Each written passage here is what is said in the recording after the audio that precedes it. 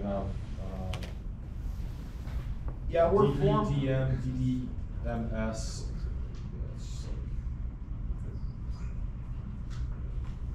Our latitude, longitude coordinate system that the FAA uses is based off the World Geodetic System formed in 1984. And we utilize GNSS, WAS, and LAWS. Wide area augmentation system, local area augmentation system, but only in 2 places in the US.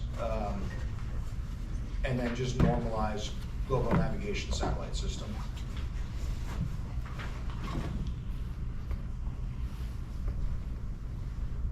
Latitude and longitude, I'm gonna look that one up. Latitude and longitude for FAA.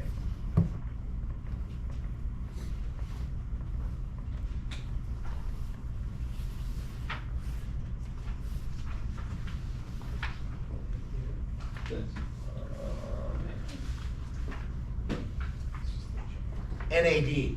NAD? North American Datum.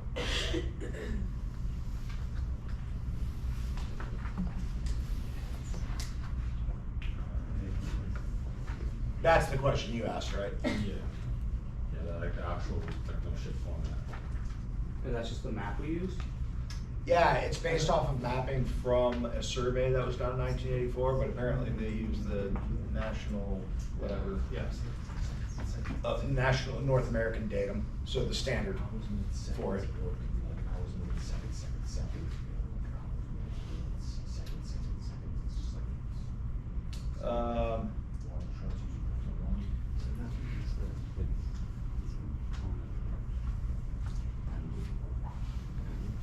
That's the FCC. Who's this guy? What's that? Is that who this is? Gold seal means nothing.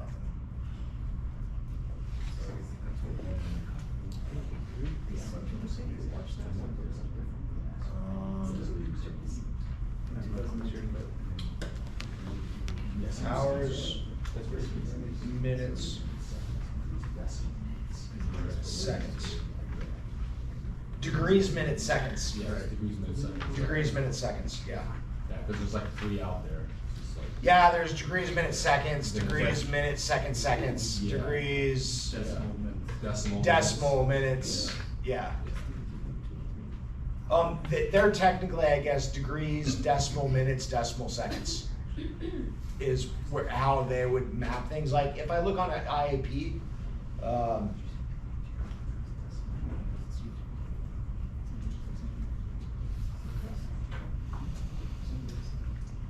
me look that one up.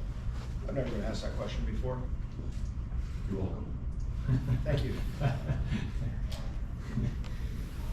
Let's see if they list the waypoints. So, well, actually, they'll list. So here's where they'll be listed. It'll be listed here on the bottom, and that will be their standard format. So degrees, minutes for the airport, and then degrees, minutes, seconds for approaches. There's no decimals, at least for So it's just degrees, minutes. degrees, minutes, and then for approaches, degrees, minutes, seconds. And that would be under WAS. Degrees, minutes is just. Not an AD? What's that? Not an AD then? I think, well, WAS brings in the seconds because it's more precision. Okay. So I think the standard format for like airport designation and whatnot would be NAD. But then WAS is upped. Yeah. But I think NAD is just the datum that they use for the positions, right? But WAS will put in one more into it, so I don't think WAS would be considered, the latitude, longitude mapping would be considered NAD, but the way that it's depicted would give you seconds because it's more detailed. Yeah. Does that make sense? Yeah, because like when you look at the GRS system, right? However many however many numbers you have, so you go 5 minutes down to 1 meter, 4 Yeah. 4 digits is 10 meters. Yeah. 3 digits is 100 meters, and then 2 digits is So the FAA comes down to 2 meters. 2 meters. Okay. It's within 6 feet, Okay. if that clarifies it. Yeah, that makes sense. We started at 20 meters in 1992 when the DoD allowed the FAA to utilize GPS. It was 20 meters. That got cut in half under the Clinton administration to 10 meters. And then that got cut to 6 meters. And then with the implementation of WAS, that got cut to 2 meters. Okay. Okay. Yeah, that makes sense. Is that because it got better, or we were just allowed? Yeah, because WAS uses an additional satellite and it uses a ground-based system to correct your position, so it's more accurate. Because they also initially added like variable into it to begin with when they allowed us to use that first, yeah. Say that again? When they first allowed us to use GPS, there was like integrated like zone, because you weren't given like a specific point. It wasn't as accurate as it could be. It was depicted as a waypoint, but the waypoints were allowed to be 60 feet off. So I guess that's what you're saying is like your deviation from the point. Yeah. Which would, what you would be calling your zone. Yeah. Deviation from the point. But now the integration of WAS. So like, it would be compared to this. WAS would compare to this. Like if you're on your cell and you're using cell network or cell towers to triangulate your position. And that's how they do it, to give you your fix, right? And you have that blue bubble. You have the little blue dot, but then the blue bubble is really big. So you're like, so if you're looking at, you know, yourself in a house, well, the blue shading might be across 2 or 3 houses. Like, I don't know exactly where you are.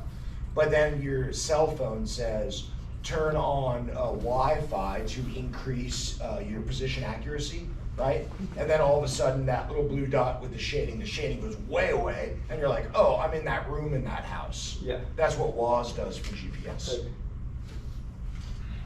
Cool. Questions? What's the Mauser AS thing in the corner? It's like metal. This, Yeah, what is it? medium intensity approach lighting system with runway alignment indicator lights. Let's talk about that one later. Okay. It's the approach lighting system, Okay, thank you. because there's 4 parts to an approach or an ILS. By the book, there's 3. There's lateral and vertical guidance. I split those up into 2. There's range information, and then there's an approach lighting system. That's the approach lighting system. Okay, thank you. Questions? Anything that we've covered, anything on low altitude and route charts, everyone's pretty solid. Like, what's MEA give you? So, how many feet clearance in non-mountainous terrain? How many in mountainous terrain? How wide to either side of the center line? 4 miles. Does it guarantee communication? No. Does it guarantee navigation? Yes. Fantastic, all right.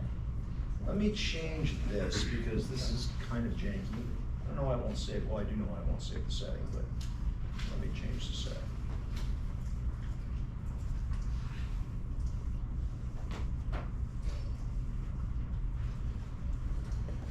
All right. What is 42? Total distance. Total distance from what to what? From the order. Good. What does VL mean? Julian VL. Very low. VOR low. Service volume. Non-legacy system. That's the new system of a service volume. If you look up VOR service volumes. VOR.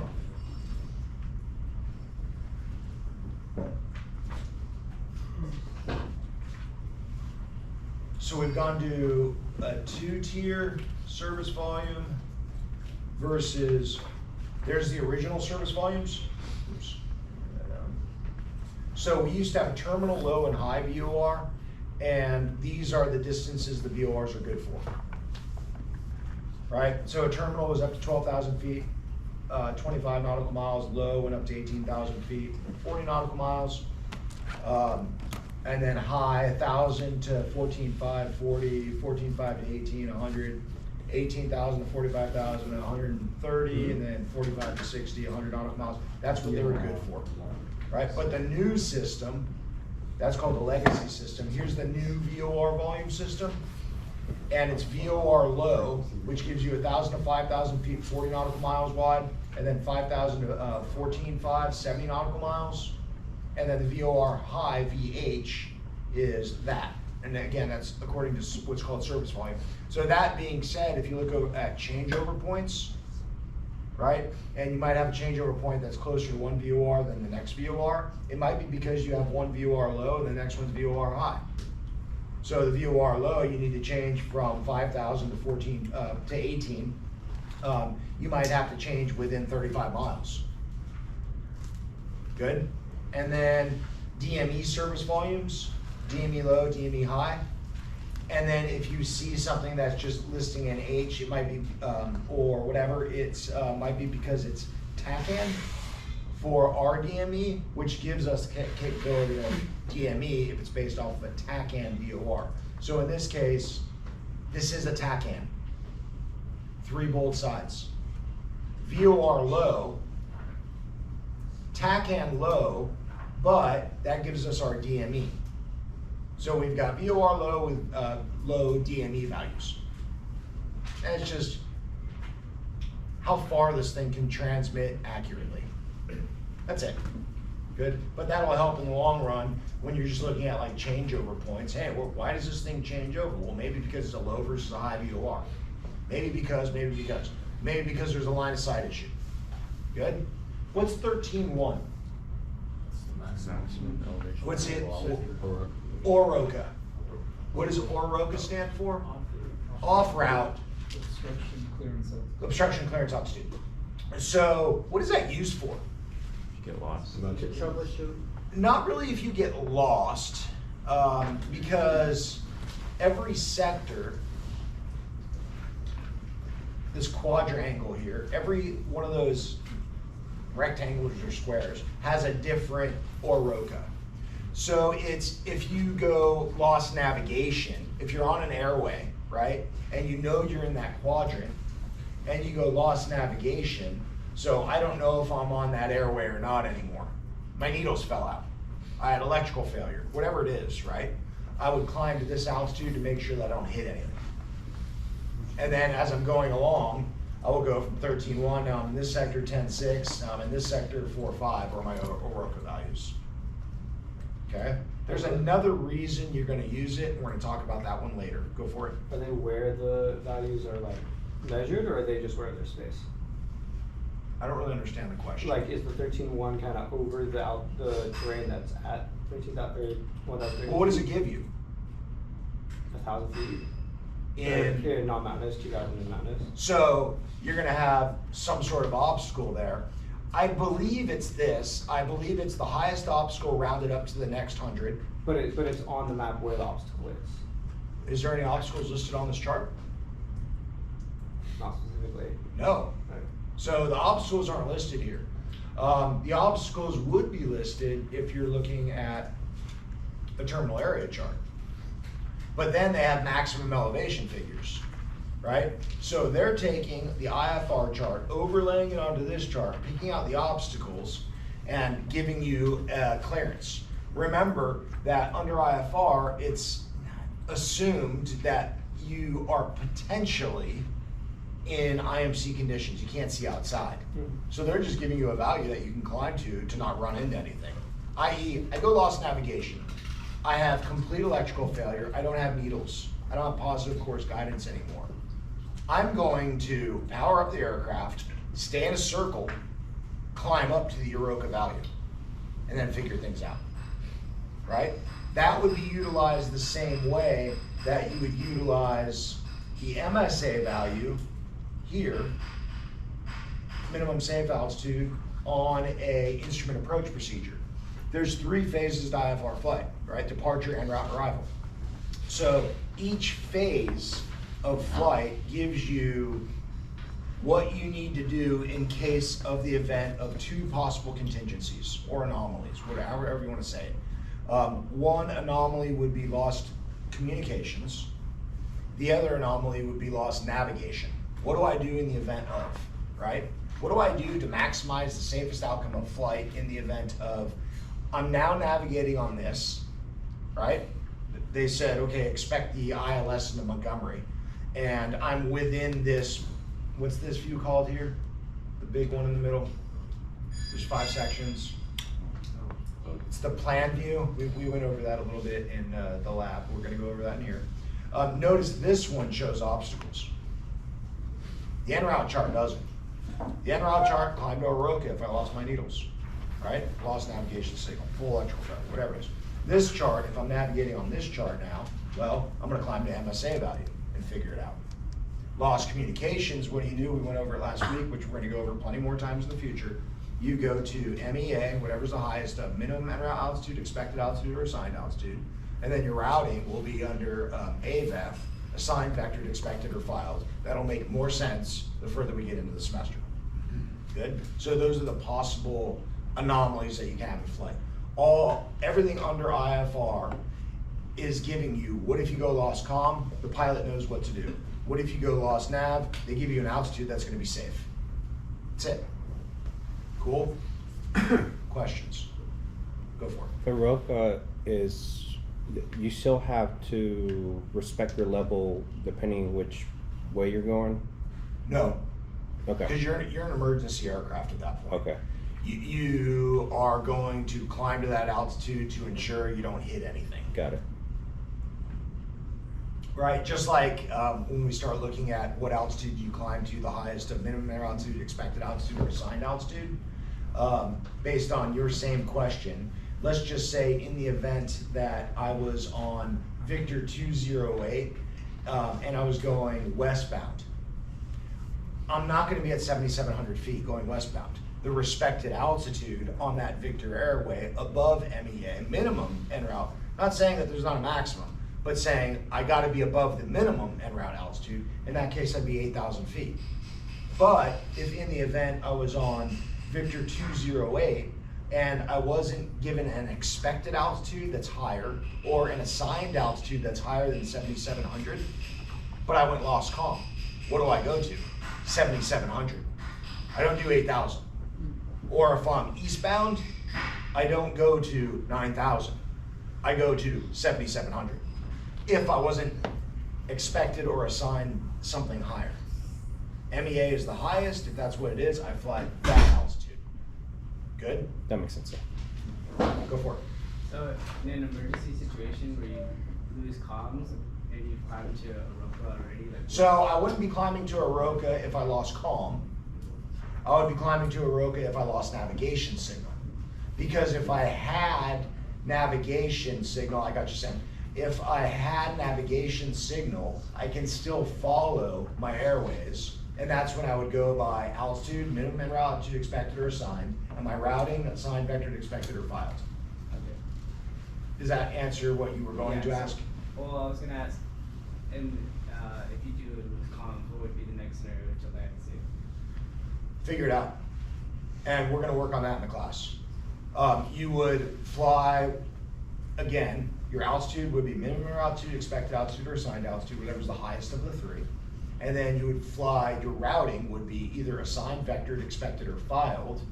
And I would do both of those, altitude and routing. And then once I got to my last fix for my either filed plan or my assigned plan or whatever it is, when I got to the last fix, the National Airspace System does a pretty good job of leading you off to a position that's going to lead you into the approach phase of flight. And at that point, you would say, okay, what makes the most sense from the position I'm at? I.e., let's say I was cleared to Montgomery Airport, but the last fix I was given was Mission Bay, then direct, right? So when I'm at Mission Bay, because there's nothing more, Mission Bay direct to Montgomery, at Mission Bay, I would be like, okay, how am I gonna get to the approach phase of flight from the en route phase of flight now? And like I said, the National Airspace System does a very good way of leading you into what's next as long as you have the capacity to figure that out. Good? Yeah, and I think you said in last class that every fix or something has kind of an ILS that goes with it. Not every fix has an ILS. Every last fix on a en route structure has a means or a mode of getting you from that fix to the beginning of the approach phase of flight, which would be an initial approach fix. For the most part. There's some discrepancies when you have this thing called terminal arrival area, but let's get into that one later. So just assume this, wherever you're led off to, right?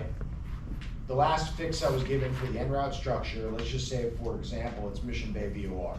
From Mission Bay VOR, there's a way to get me from Mission Bay to the approach and onto the ground. Every approach in the National Airspace System does that. It's kind of cool. Cool, Sam, you had a question? I just wanna make sure I heard you correct. If you're going east, so it's eastbound is odd. Eastbound's odd, westbound's even. Okay, so. Unless in the event you're lost calm. And if you're in a lost calm scenario, right? If the MEA is the highest altitude that was given, Yeah. or filed or whatever it is, you're gonna fly the exact number of the MEA. You're not gonna adjust for altitude for directionality of flight. Don't think too hard about it. Yeah. Yeah, that's, I just wonder how many hookers are saying. yeah, don't hurt yourself. So what's flight level start at? Numbers. Yeah. Tony, did you have a question? Yeah, for us student pilots, when we're with our CFIs and we're doing our rounds, are those flight Let's submitted? clarify this. As a student pilot, you're not gonna be doing rounds under IFR. So you're saying you're Oh, a yeah. private pilot working on your That's instrument right. rating? Yeah. Okay, go ahead. I was just gonna ask you, are those flight plans submitted beforehand? It depends. San Diego, Southern California, Northern California, and the Northeast, we have this system called Tower and Route Control, or TEC routes, whereas it eliminates the need to pre-file under IFR. However, you still can. But I could be at Montgomery Field and tell the ground controllers or clearance delivery, whoever is operating, I could tell them, hey, I want IFR to John Wayne. I want IFR to Camarillo. I want IFR to Montgomery. I mean, I flew IFR Montgomery to Montgomery. San Diego, the, like last week or 2 weeks ago, the ILS was out of service at Montgomery, right? So if I'm a non-GPS, let's say the localizer is out of service, that's the left-right guidance. Without the left-right guidance, you have no approach whatsoever. And we'll get into more details of that later. The localizer is unavailable in accordance with the ATIS. And I'm not GPS equipped, i.e. I can't fly the GPS approach into Montgomery, the RNAV 28 right. Well, then they're gonna say, well, hey, what do you wanna do? The localizer is out of service, you're not GPS equipped, what do you want? Hang on a second. Give me the localizer Delta into Gillespie, or give me the VOR Alpha into Oceanside or Palomar, or give me the ILS into Palomar, localizer into Palomar, whatever it is. So can they assign? They can assign if it's a preferential for them, or if they're saying any aircraft arriving into this airport expect the ILS runways 16. Not saying can I request something different, but that's probably what they're most likely going to give me. Like San Diego, Part 121 aircraft. 121 is scheduled air carriers, right? Yeah, United, all of them. Airlines, Part 121. A lot of the times they're like, what do you set up for? SoCal to them. Hey, what do you guys set up for? Oh, we're set up for the RNAV Yankee. Cool. Or fly whatever approach you want. The fly whatever approach you want, you're probably not going to get if it's IMC conditions, because the approach, whatever approach you want, is going to determine the missed approach procedure. And that being said, there could be a conflict with arriving departing aircraft from other airports. However, you can definitely request an approach that you desire. For whatever reason, this approach gets me down lower. I'm more comfortable with that, right? This approach has better guidance. It's a WAS equipped approach. It's an RNAV 28 with WAS, which would be considered an LPV or an LNAV VNAV. There's an approach that makes more sense for me for my directionality of flight, and it's going to get me onto the ground quicker, rather than going way out there than coming back. Whatever it is. Good? Questions? I know this is probably sounds foreign to most of you, but it's going to make sense. I promise you that. It's going to make sense. No? Let's look at en route charts just for another minute here, just to verify that we're all there. What is this guy with the X? MCA. What does the C stand for? And where do I find the values for that? Right here. If I'm Victor 208, I'm 5,000 eastbound. Victor 458, I'm 5,000 eastbound. What does the MCA mean? Yeah, but what does it mean? What do I have to comply with? What do I have to do? 200 feet. You have to be at that altitude prior to passing that fix. So you the pilot, has to plan that. SoCal's not going to be like, airplane 1, 2, 3, 4, 5, go ahead and start your climb now to meet your MCA value. They're not doing that. They're going to be like, hey, knucklehead, you know there's an MCA coming up in front of you, and you're probably not going to be able to do that. Here's a phone number for you. Before you reach the fix or before you pass it? Before you pass the fix, so I guess that's the same. Okay. Because if you reach the fix, you're passing the fix. So let's just say before you reach there, to be on the safer side. Would that be a violation if you Absolutely. really? Yeah. That's a huge violation. Safety. Yeah. How about the same thing, the same flag, but with an R in it? Minimum reception altitude. Make sure you guys know these. On the midterm exam, I list all the acronyms. I think for the midterm, there's 33 acronyms listed. Like MEA, MRA, MSA, MAA, MCA, OROCA, and so forth. ATIS, FAA, ATC, TRACON. Go for it, Lily. And for all of these values, it's always you're supposed to pick the highest altitude unless you've been assigned an altitude. So, bless you. So that, the question was verbed a little bit weird, because you don't pick like 4,300, that's the lowest you can pick.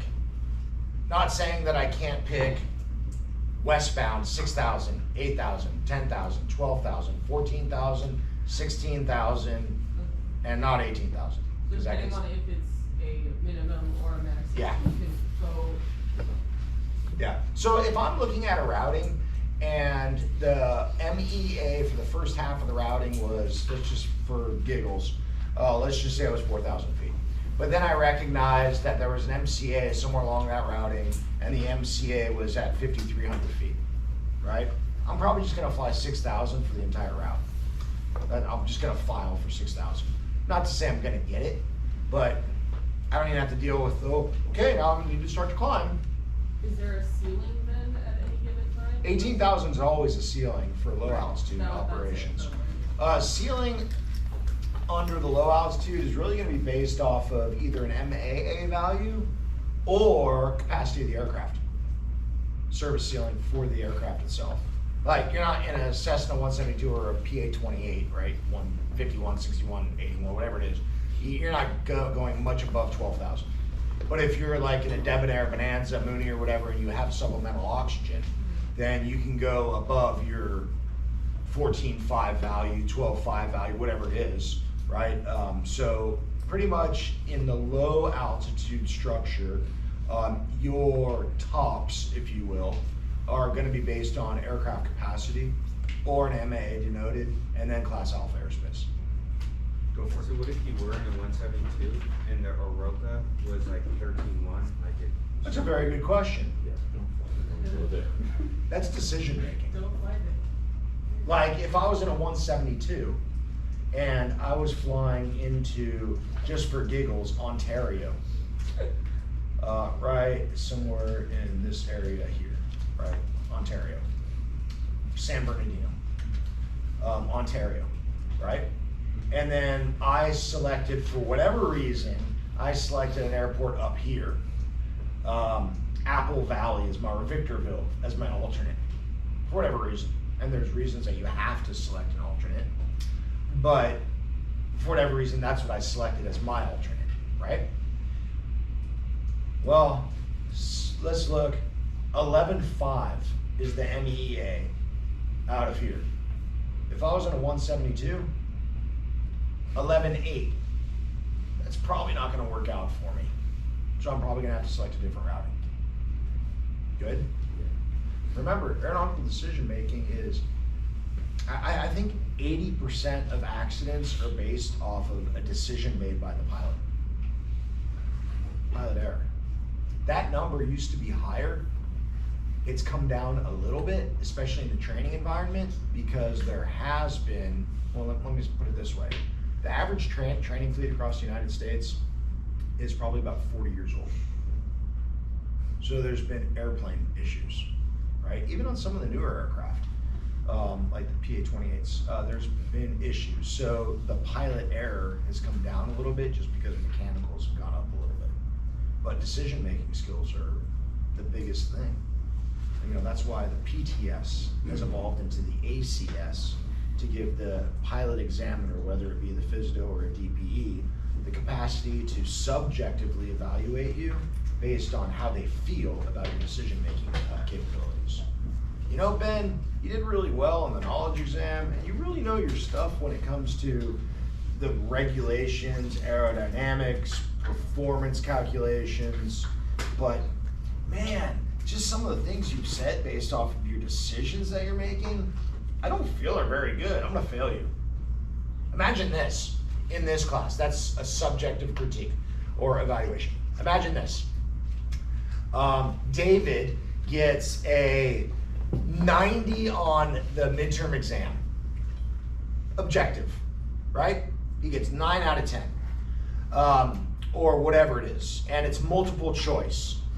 He gets 90 out of 100, and it's multiple choice. And I'm like, hey, David, really good job there. You got a 90%. But you know what? I really don't feel like you know the information. I'm gonna fail you. DPEs have that ability. And that's why the PTS went to the ACS, to give them an ability to subjectively critique you based on their feelings of decision-making skills. PTS was the practical test standards. The CFI is still under the PTS. That's like what you have to go by. That's like all the objective standards. Like you have to maintain slow flight, plus or minus 100 feet, plus or minus 10 degrees, of course. You have to land for a short field landing, minus 0 of your designated spot, plus 200 feet of your designated spot. You landed 300 feet long, you're done, right? So just the maneuver standards, right? The ACS is the Airman Certification Standards, which has been evolved from the practical test standards. When I got all my certificates, it's been under the PTS. It was all objective. Can you do these maneuvers? Can you do a steep turn plus or minus 100 feet, plus or minus 10 degrees on rollout, right? Plus or minus 10 knots on your speed. That's evolved into the Airman Certification Standards, saying all the maneuvers you have to complete in order to be issued that certificate, whatever it is for, private, instrument, commercial, CFI, ATP, whatever it is. The ACS gives the DPEs the ability to subjectively critique you based on aeronautical decision making. And why did the FAA do that? Because they recognized that pilots aren't very good at decision making. Famous last words of a pilot, watch this. Famous last words of a pilot. Hey, watch this. No, don't do that. Especially your age range, right? And being a boy, right? I can do anything. I got in trouble with my dad when I was young.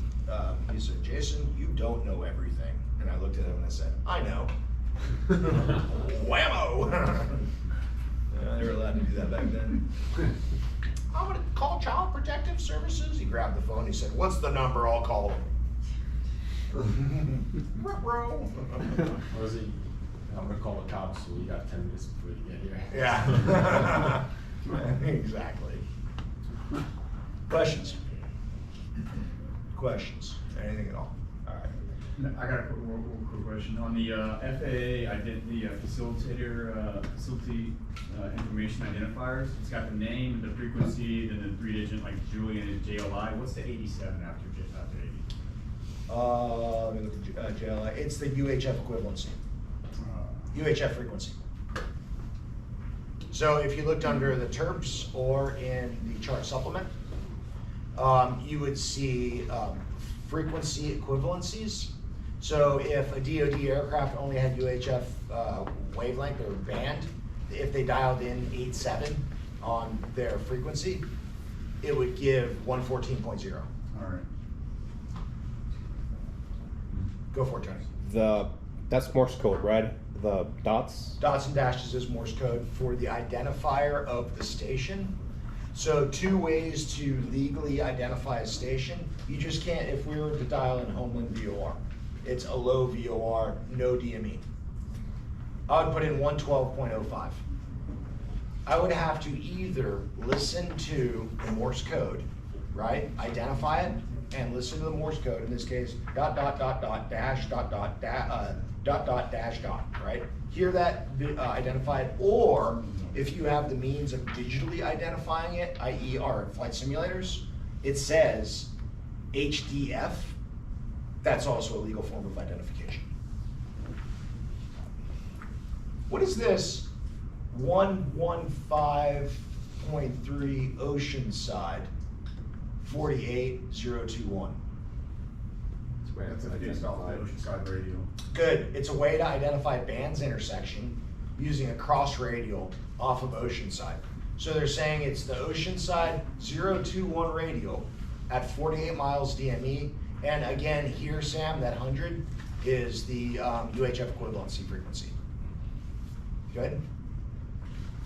I can't remember if you covered this, but when you file a flight plan, do you file for your highest altitude or your Initial initial? cruise altitude. Okay. The first altitude you're climbing to. Good? Here, 13,000 MEA eastbound, 8,000 MEA westbound, minimum en route altitude, right? And then here it shows Banning Muni, runway length of 22, airport elevation 2222. Is that airport elevation in Banning 2222? This here. And then L49, what are those numbers? I don't know. Airport elevation, right? Lighting, and then length of the longest runway. AWAS TAC 3, there's different types or capabilities of an AWAS system. They're listed in the AIM, but it's just saying, hey, this is the capability of this system, -3.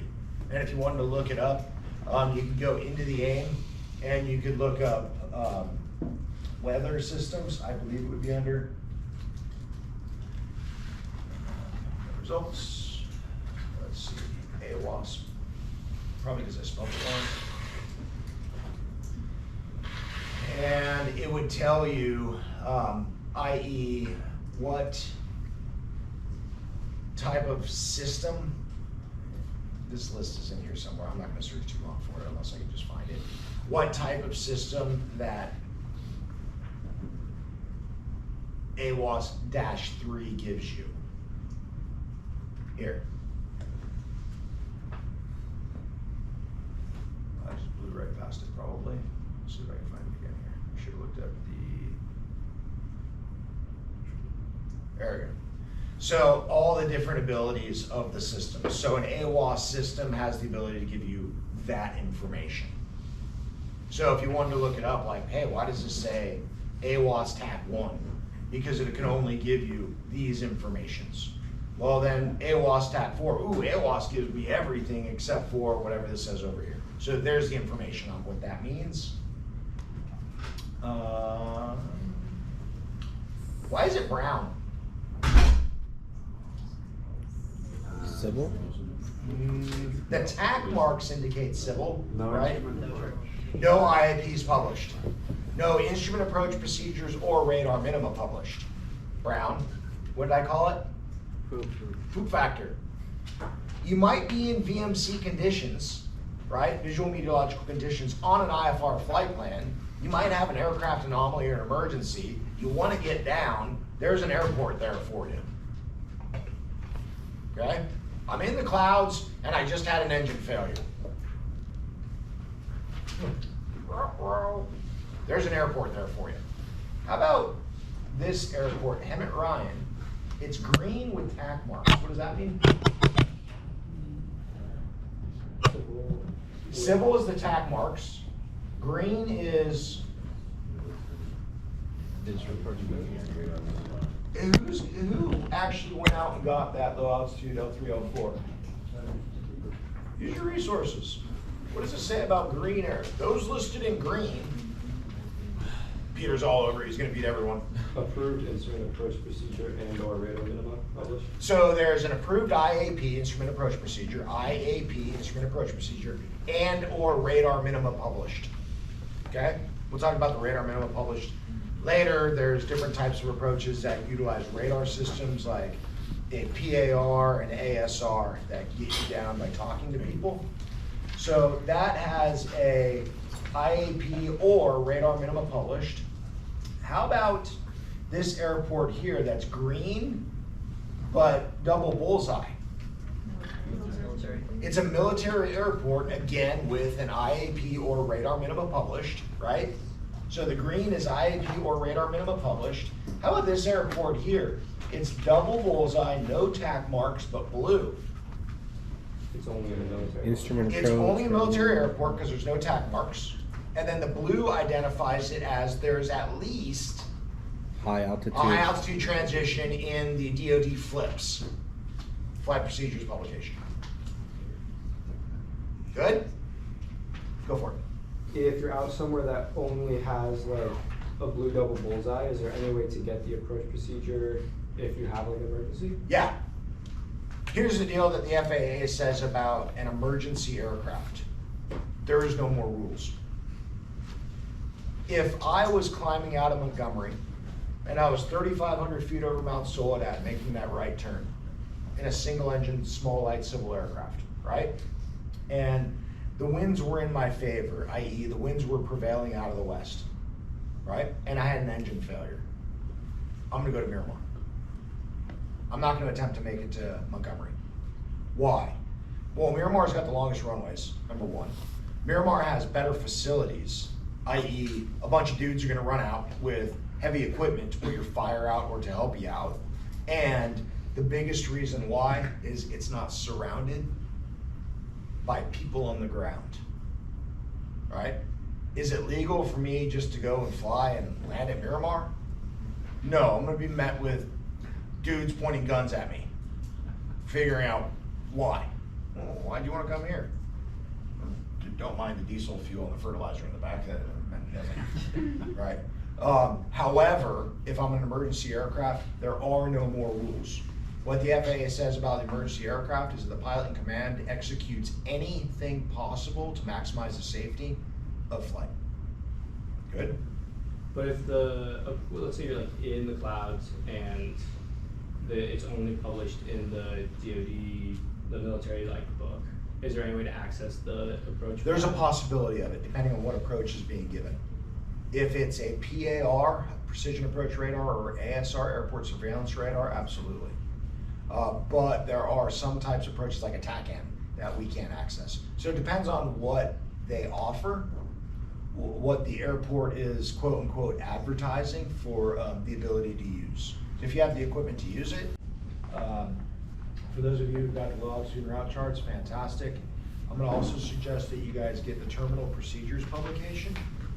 Terminal Procedures publication, which is affectionately known as the TERPS, SW3.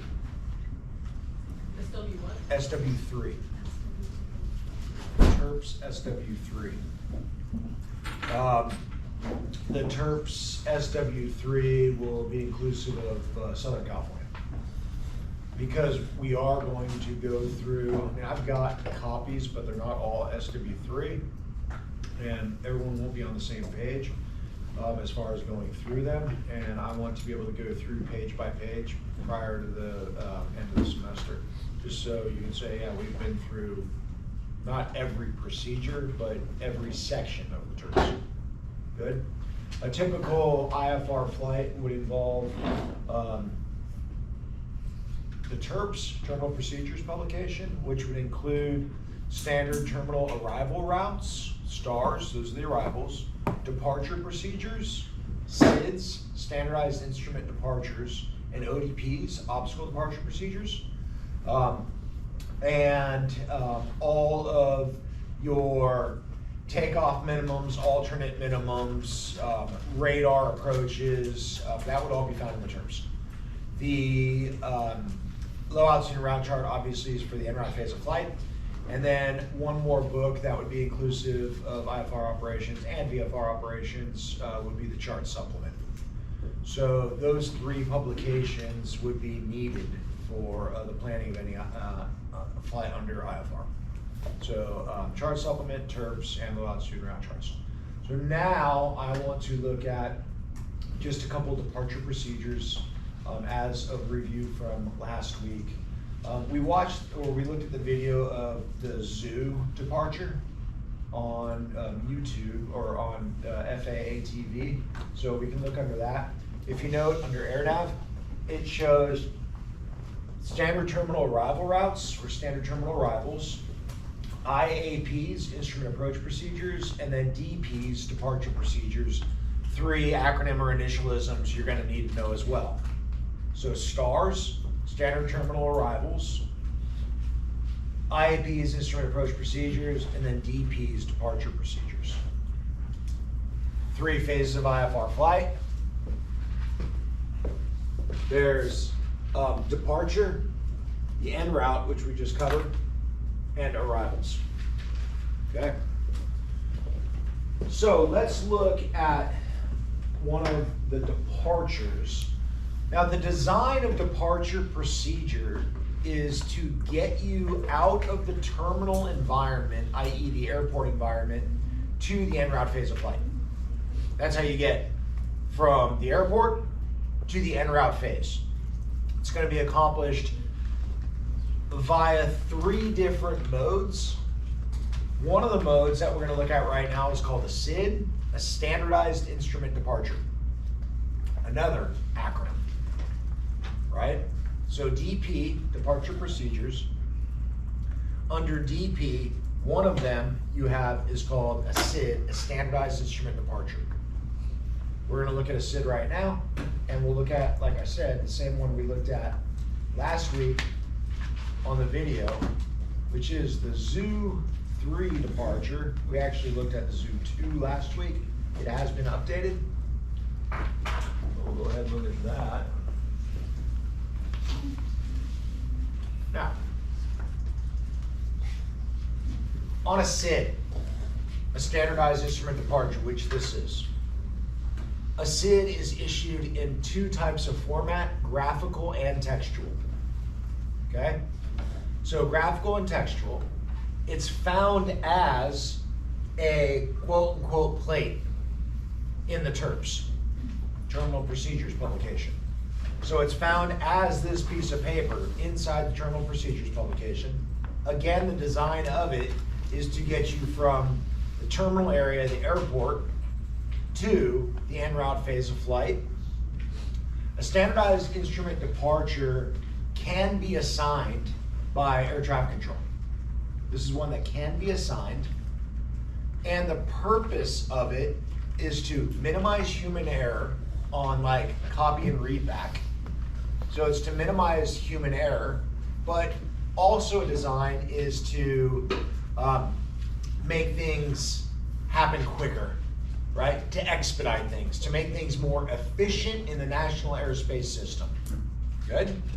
So this standardized instrument departure happens to be called the Zoo 3 departure. It's an RNAV departure.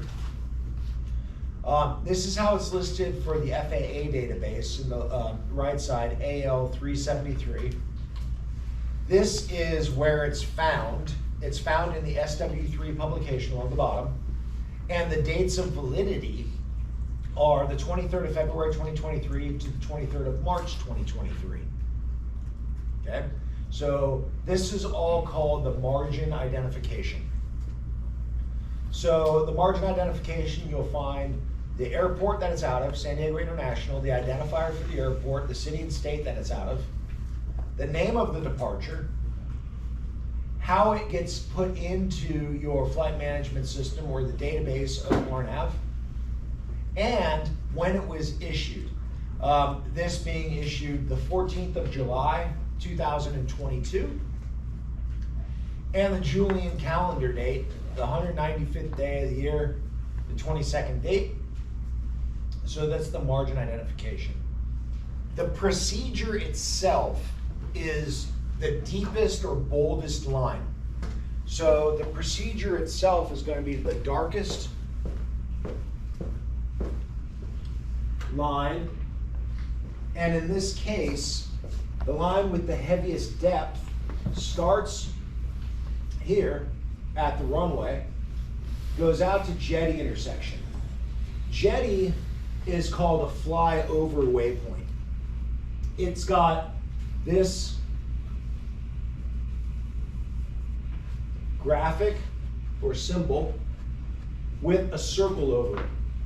That's a flyover waypoint versus the rest of these waypoints, which are called flyby waypoints, meaning that all aircraft must fly over jetty. But then when it comes to the other waypoints, you don't have to fly directly over them. You can fly next to them or however assigned by ATC. So if I was to look at this and it's a departure, well, the departure starts at the airport and it's going to finalize somewhere, and it typically finalizes at the name of the departure, zoo. So it's going to start at the runway, fly over jetty, fly over waypoint, make a left turn to zoo intersection or waypoint, because it is an RNAV approach, so these are all fixes called waypoints. And then from there, notice the depth of the line gets thinner. Here's the boldest line, that's the procedure. After the heaviest depth of line, where the procedure gets thinner, those are called transitions, okay? So again, the design of this is to be able to expedite things, to minimize human error in the copy or readback, to be able to get everyone on the same page, i.e. rather than SoCal or, clearance delivery saying, okay, United Flight 231, after departure, climb direct jetty, then left turn direct to cross zoo between 6 and flight level 230, at or below 230 knots, then whatever transition they're on, and let's just say they're on the meatball transition, it would be to George intersection, at or above 14,000 feet to Gritter, to Peas, to Inchy, to Meatball, and now they're in the en route phase of flight. They can just say this, United Flight, whatever it is, 231, depart via the Zoo 3 departure, and you'll be assigned a meatball transition. Something of that effect, okay? So I always look at the moment I bring up a standardized instrument departure for my flight itself, I always look up the notes first. It's the first thing I read. For non-GPS equipped aircraft using meatball or imperial transition, POGI DME must be operational, right off the bat, right? So if it's NOTAMed, notice to air missions, if it says, POGI is, whatever, out of service, well, I'm not flying this approach or departure. Good? So I always look at the notes. Then I'd look up if there's any takeoff minimums. Takeoff minimums runway 9, it's not going to be assigned by ATC, but runway 27, standard takeoff gradient with a minimum climb of 500 feet per nautical mile up to 520 feet. So now, if whatever aircraft I'm in is not capable of this, I can't fly this departure. And I've had to advise, hey, you assign me the Zoo 3, we're not capable of it. Okay.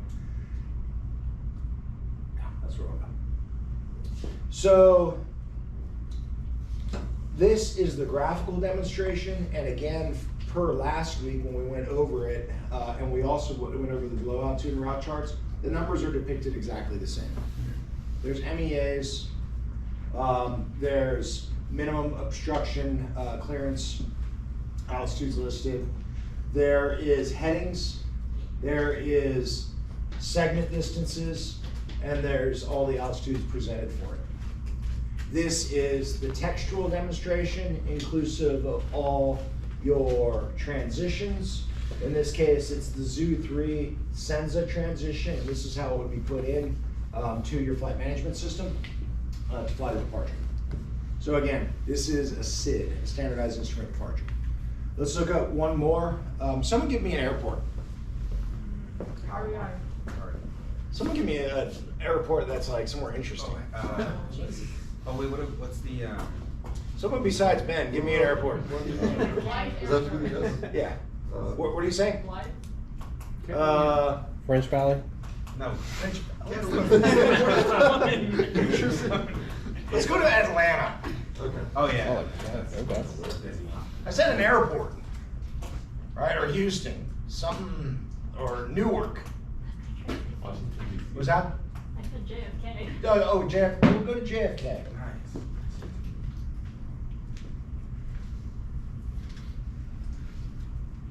I got scared when you said JFK. I saw that book you were reading over there. I didn't want to listen, apparently. Departures. Look, JFK, a major airport, obviously. Look at all the instrument approach procedures, but not many departures. Let's look at the Kennedy 5 departure. It's non-RNAV, so it's going to be VHF based off of VORs. So 2 pages, one's going to be graphical, one's going to be textual in format. In order to be able to fly a SID, you have to have the departure on board the aircraft. You have to have this piece of paper on board the aircraft. So here's your departure out of Kennedy, the Kennedy 5 departure. The FAA, the way they would look it up in their system, has nothing to do with us, would be AL 610. The dates of validity again, the margin identification. It's out of John F. Kennedy International. And this was amended or produced. Kennedy 5, there's probably a Kennedy 4, Kennedy 3, a Kennedy 2, a Kennedy 1. This is the latest, and it was the 19th of July of 2018. 19th year, July of 18th. So, looking at this, the darkest lines are the departures, right? So it starts at the airport surface, and then is going to get into the en route phase of flight via whatever transition is given.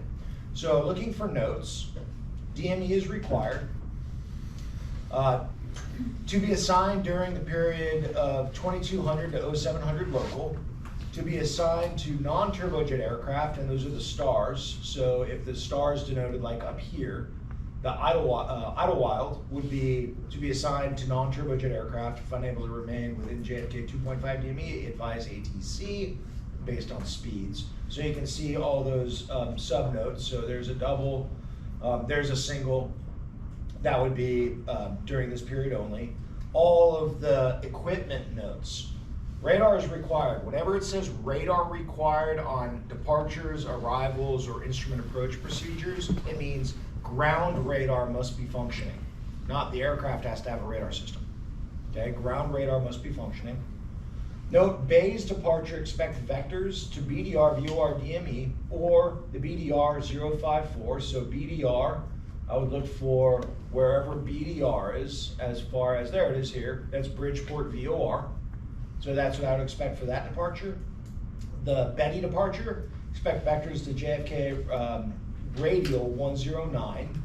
So wherever the Betty departure is, so, oh yeah, Betty White. Betty departure is listed somewhere on here, there it is here.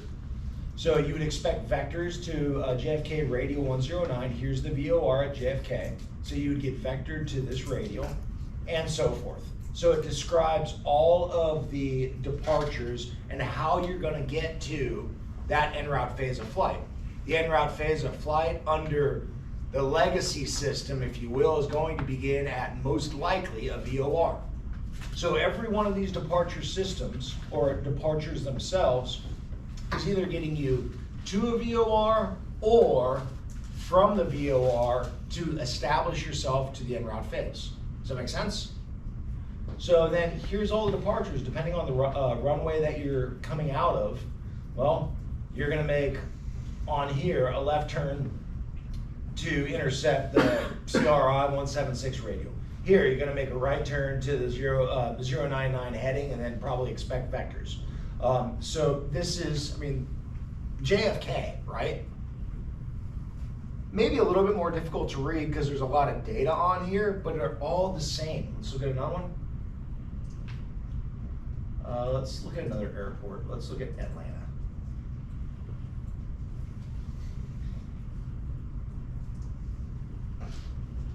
Departure procedures out of Atlanta. All your different departures, RNAV listed or non. So this one's gonna be based off of the Atlanta 1 departure, is gonna be based off of VOR. So looking at this one, fairly simplistic.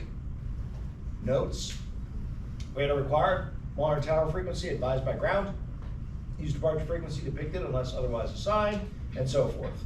There is a noise abatement departure track, follow procedure minimums, deviation from the idealized track, turbojets, turboprops. So takeoff minimums listed.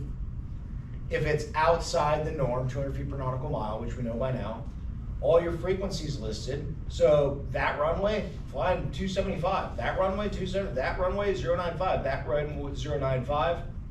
You have to be above 1500, above 1400, above 1527, above 1527 when you expect, but this isn't telling me much. I just see it's more or less fly runway heading on the departure. That's the Atlanta 1 departure. So now where would I find out the continuances? The continuances would be listed, if I went back, they would be listed under the textual format of here. Cool. Runway is 8 left, 9 right, 10, climb heading to 095. So this is what all this stuff depicted, right? That was that bold line. And then it's always gonna give you something that occurs if in the event of lost comm, right? So what am I gonna do? What are they gonna say? Turbojets maintain 10,000, or request altitude floor, prop aircraft maintain 4,000, expect further clearance to filed altitude 10 minutes after departure. Maintain heading on as assigned until vectored to appropriate VOR, airway, or jet route. Transponder code will be issued via PDC or Atlanta clearance delivery. Special instructions, aircraft at midfield ramps will advise ramp towers of vectors area prior to pushback. The vector area associated with the depicted waypoints will be as followed. So now under Atlanta's, right, a lot going on here, probably one of the busiest airports in the United States, if not the busiest airport in the United States. They've got all these different vector areas that you would have to comply by, right? That's most advanced. Let's look at something more simplistic, i.e., let's go with Van Nuys. Here's the different departures listed. Let's just, for giggles, look at the Atom 3, it's all on the same page. The boldest line is the departure itself. So obviously, if you're departing to the northbound runways, it's on heading to a left turn to 253, and then some sort of routing to a left turn to 093. Probably going to depict something about that. Southbound heading of 163 to remain at or below 1,750 feet at 1.5 DME. That's a distance measuring arc right there. You can see the 1.5 in that elongated D. And then up to 2.2 miles on a heading of 163, then a left turn to 113, then to join whatever this path is. And if you're on this departure, they're probably going to vector you over to Victor 186, the en route phase of flight. 095 off the Van Nuys VOR, which is Victor 186, an airway, to Elmu intersection. It has cross radial identifiers to identify Elmu intersection in the event that you don't have GPS, right? So you could identify that intersection via cross radials. We've been doing that in the lab. We've been identifying Hale intersection utilizing cross radials. To Elmu, and then up to 5,500 for a minimum en route to Adam and vents, and it looks like there might be a couple transitions, either to Pomona or to Paradise, but we'll see what they have. It looks like Adam is where this thing stops. And then, like I said, lost calm, if not in contact with departure within 3 nautical miles, turn left heading 093, so there's your lost communications procedure. To intercept Van Nuys 095 to Adam intersection, maintain 5500 or is assigned. So from here, you've entered the en route phase of flight at Adam intersection, and then you do whatever is as filed. So again, the design of the departure procedure is to get you from the runway surface to the en route phase of flight. And all the numbers or altitudes depicted are the same as depicted under a low altitude route chart. Is this confusing to anyone at all?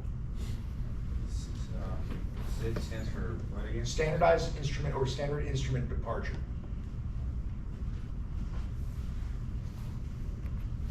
And it's a form of a departure procedure, a DP. Oh, so there's other types of SIDs?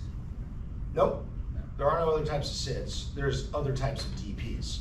So under departure procedure, one of the types is standardized instrument departures. Again, graphical or textual in format, can be assigned by ATC. You must have the piece of paper on board the aircraft, right? And the design is to make the system more efficient, i.e. rather than turn left heading 253, if the event of lost comm, turn left to 093, expect to sign, they just say fly via the Adam 3 departure. Lily? It's both the graphical and textual that have to be inside the aircraft, right? It really depends. Let's just say yes. Okay. Because some of the graphical versions don't have the departure route descriptions. And if there's part of the visual, Montgomery 3 times last week, Montgomery, I'd like an IFR clearance back to Montgomery, and they give me the clearance, right? That's tower and route control or tech routes. And they give you the ability to, it expedites things basically. If that's not available, say if I'm in Texas, tower and route control is not available, I would have to, under IFR, pre-file. And I can either pre-file utilizing my electronic flight, I'm gonna say device, electronic flight bag. In my case, I use ForeFlight, right? So I could pre-file under ForeFlight, submit it, and not saying it might not be amended in accordance with what the National Airspace System wants me doing. There might be an interference with another aircraft on another route, or I could get cleared as filed, or I might get just cleared up to a certain point on that flight plan or flight path. I would have to pre-file in that area. Again, if you have tech routing, it's a way to expedite that, and it also gives TRACON, terminal radar control, an ability to handle you a little bit differently, i.e. vector you around the larger aircraft versus vectoring or forced to be vectored the larger aircraft around you, okay? But again, we're gonna get into this. There's a lot of approach related questions, and my guess is because people read chapter 7 or previewed chapter 7, that's just my guess. Questions? This is fine because the information is getting out there and you've at least heard it once. Wait, I remember you saying that one day. Peter. So if there happens to be an amendment on the flight plan because of equipment, would they notify you before you take? So you have to copy and read back your IFR flight plan when it's delivered to you. So you will always get, again, it's either gonna be clearance delivery or ground, or in the event that you're at a non-operable control tower airport or airport that does not have a control tower, you would get your clearance from flight service station, right? So either flight service, ground control, or clearance delivery is gonna issue your clearance, and you have to read back that clearance. So everyone's on the same page as to what you are going to do. Good? So like, aren't you to pre-file a IFR flight plan, like maybe the day before? You can pre-file it the day before, absolutely. And if there happens to be a conflict with that, would they let you know? When they issue you your clearance, when they read your clearance to you, that will include the amendment. So they won't tell you until So that is a good question. Electronic flight bags now for flight will say there's a possible amendment, or there is an amendment, or you're not gonna get that, you're gonna get something different, right? So it's not guaranteed when you file a flight plan that you're gonna get that exact routing. It's not guaranteed. In the IFR system, under National Airspace System, they do have something called preferred IFR routes. And if, let's just say I wanted to go to just John Wayne, whatever, Van Nuys, Santa Monica, wherever it is. If you have an opportunity to fly to Santa Monica Airport, fly to Santa Monica Airport because it's closing. That being said, if I said, hey, I want to go this routing because that's the routing I picked for whatever reason, right? But they looked at it, they being the National Airspace System, all the coordinators for IFR flight looked at that and were like, yeah, we don't like that because it's going to interfere with arrivals into and departures out of, right? We really prefer you to fly this route. They will amend that, and when you get your clearance, like airplane 1, 2, 3, 4, 5, you are cleared to the Ramona Airport after departure flight, runway heading, radar vectors, Oceanside Victor 208, Julian direct, right? That's the preferred routing for an aircraft out of San Diego area to Julian or to Ramona Airport. But what if I said, no, I want to go Mission Bay, Victor 66, Victor 186, Robin, and then direct, right? They might be like, yeah, that's fine and all. We know you want to do that, but here's the clearance we're giving you. And they will issue you the clearance. So prior to any IFR flight, you're issued a clearance under that craft form, your clearance limit, your routing, your altitude, your frequency, and your transponder code, right? Craft. And you have to read that back to them so they know that we're all on the same page. Good? Questions? Go for it. Can you give this information to SoCal? Can you get them to give you a clearance while you're up in the air? So if you're on, so that would be called an in-flight pickup, right? Or what is also referred to as a pop-up clearance. So let's say in this scenario, I'm instrument certificated, I'm qualified, and I'm current, right? And the aircraft that I'm flying is allowed to fly in instrument conditions, whether it be day or night or whatever it is. If there's like a kinds of operations list, and I've complied with that. Everything's good for me to fly on the instruments is what I'm saying. That's the first, you gotta have this, right? Precursor, if you will, or prerequisite. That being said, scenario. I'm flying from wherever, from Las Vegas. You're not gonna find me in Las Vegas, but I'm flying from Las Vegas and I'm coming into Montgomery Field. And I got my weather in accordance with 91-103, pre-flight actions required by the pilot in command of the aircraft. And that was inclusive of my weather briefing, right, amongst other items. So I come inbound, I'm flying to Montgomery. The weather was fine for me for VFR flight as far as what the forecasted conditions were for me at my estimated time of arrival. You following me so far? So I'm in the air and maybe about 25 nautical miles out, because that's where the FAA recommends you start to pick up the ATIS. About 25 miles out, I'm alone, right? I'm not on VFR flight following, I'm just flying VFR. You know, when you hear accident investigations and the news is like, there was no flight plan filed. Ah! Right? Well, you don't need to file a flight plan under VFR. Is it a good idea? It's a good idea. It's cheap insurance. However, I'm flying back on my own. I'm not under any sort of communications with any ground controllers, right? TRACON in this case. I pick up the weather 25 miles out, and all of a sudden, Montgomery Field says it's 800 overcast. That's IFR conditions, right? Anything below 1,000 feet is IFR. So now I'm like, no, what do I do? I look on a VFR chart. So because I'm already navigating on that VFR chart, right? That's what I'm navigating off of. So if I go to the San Diego chart, they've got all these frequencies listed. And the frequencies are color coordinated with the airspace you're going into. Like if you looked at Class Charlie, they're magenta. Class Bravo, they're blue. I'm coming from the north. 25 miles or even further away, I pick up the ATIS, it's IFR. There's a scenario. I'm coming in VFR. Well, what do? Well, if I'm to the north of San Diego's Class Bravo airspace, below 7,000, I can hit them up, if you will, give them a call on 27.3, 127.3, and I can tell them, SoCal approach, airplane 12345, I have a request. Okay, go ahead with your request, or stand by, or whatever the answer you get. SoCal approach, airplane 12345, we are a Cessna 172 with my equipment suffix, slant golf, right? I'm approximately 15 miles to the northeast of Palomar Airport at 5,500 feet. I was eastbound, VFR.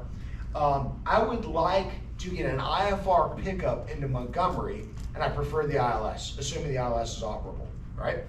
And they would say something like standby or squawk, and in the San Diego region, you're going to get a 5-2 squawk code. That's our IFR area squawk code.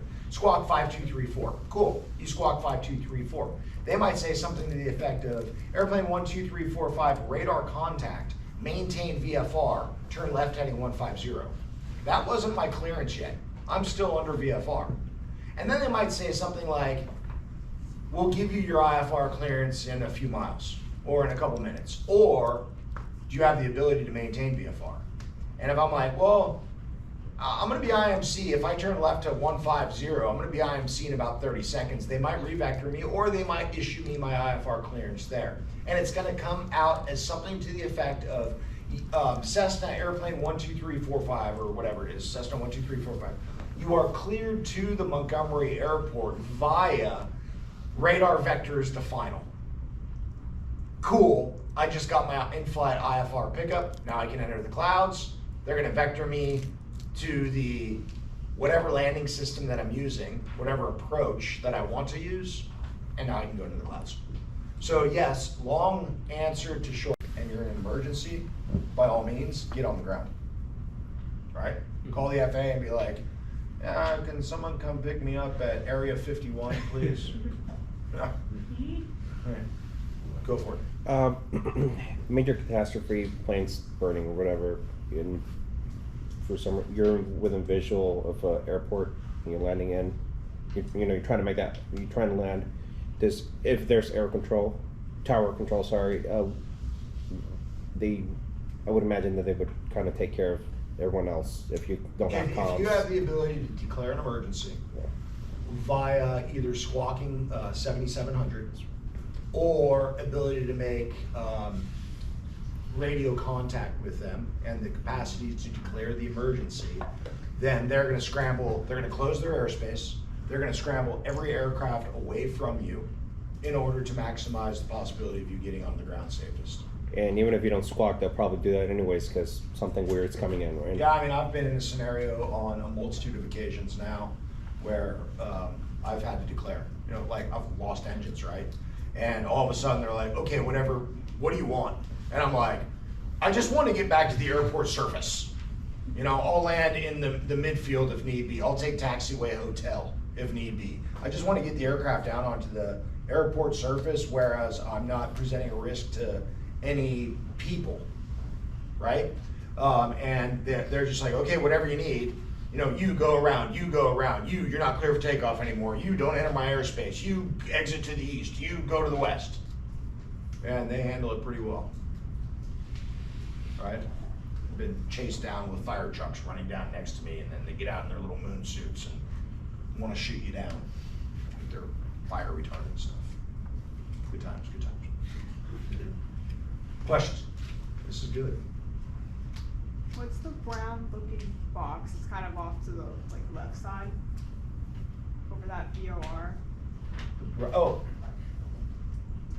That, yeah. that is a very good question. What does it say here? Control 116L, and then 5,500 feet and above. So someone look on their legend. See what it says. Brown. There's brown lines. Additional control area? It's an additional control area. For whatever reason, they have additional control, right? Okay. In this case, my guess, I'm not even gonna guess. There could be a corridor there for military aircraft, flat carriers. There could be a corridor there for whatever it is, but there's additional control area, right? It's just not like a free-for-all. Where's that on the legend? Airspace information. Control area. Yeah, that you're in positive control of a control authority. Oh, okay. Alright. Does it say what the controlling authority is for that? Like, Well, if it's, you could look it up under control 1156L. So if you enter that area, On the chart, it says it's somewhere on there. so if you enter that area, then. Yeah, if you're above 5,500 feet, you could look up control 1156L and see what it's all about. And it's somewhere on that chart, right? Open there, is it up on the upper left? Yeah, what does it say? Control 1156L. It's probably listed in brown.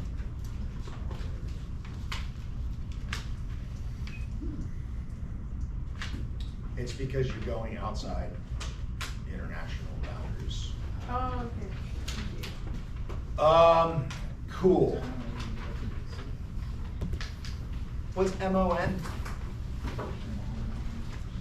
Part of that chain of airports that. Part of that thing that we talked about last week? Help me out. minimum operational network. Minimum operational network. What does it mean? So like when we go all GPS, they're gonna keep a few viewers up.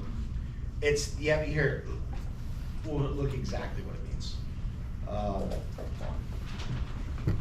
Hey, Mon. That's what you, I guess I can do that, and then I can do this.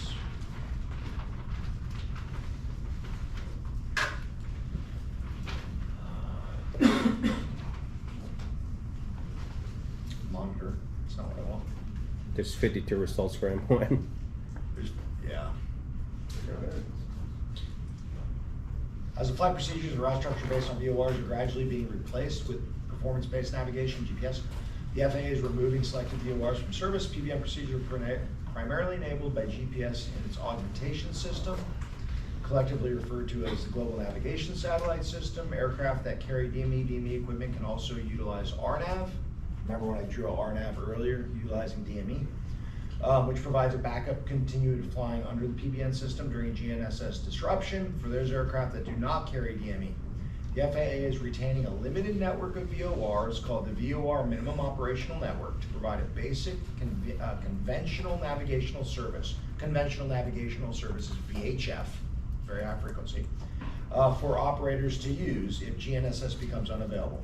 During a GNSS disruption, i.e. the GPS is out, the MON will enable aircraft to navigate through the affected area or to a safe landing at a MON designated airport without reliance on GNSS.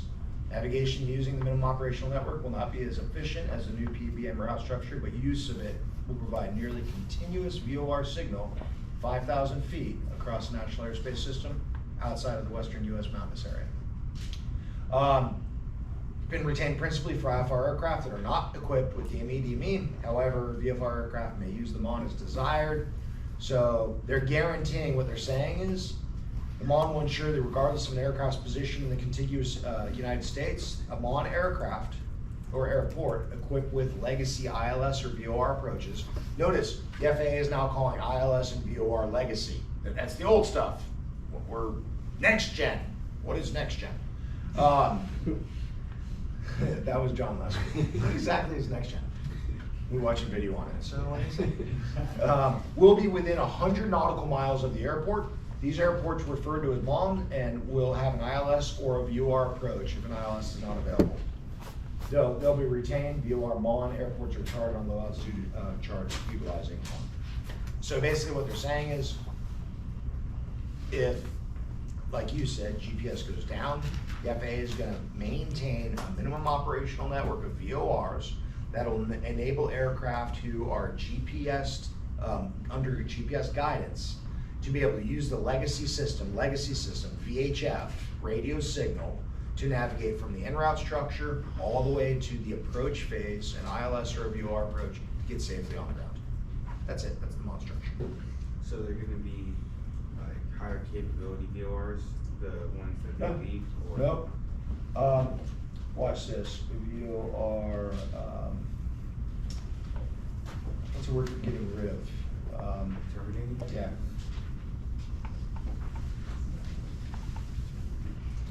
Discontinuing.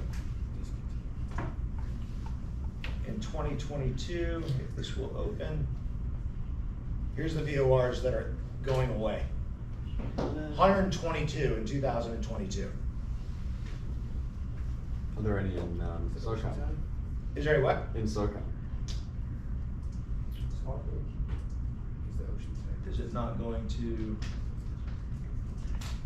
It's not going to do that for me. California, Maxwell. California, Stockton. California, Fresno. Chico. Priest. No idea. Santa Rosa. That's actually an interesting one. So those are your Californias. But I think they're designated to get rid of, let me see if they have an actual number. So the Mon airport is kind of an advance notice, just saying we aren't getting rid of this one. Correct. Well, it's listed at the airport. So it's a notice saying in the event that there is an anomaly with the GPS system, you can go to a Mon airport. Why wouldn't you be able to go to the other airport?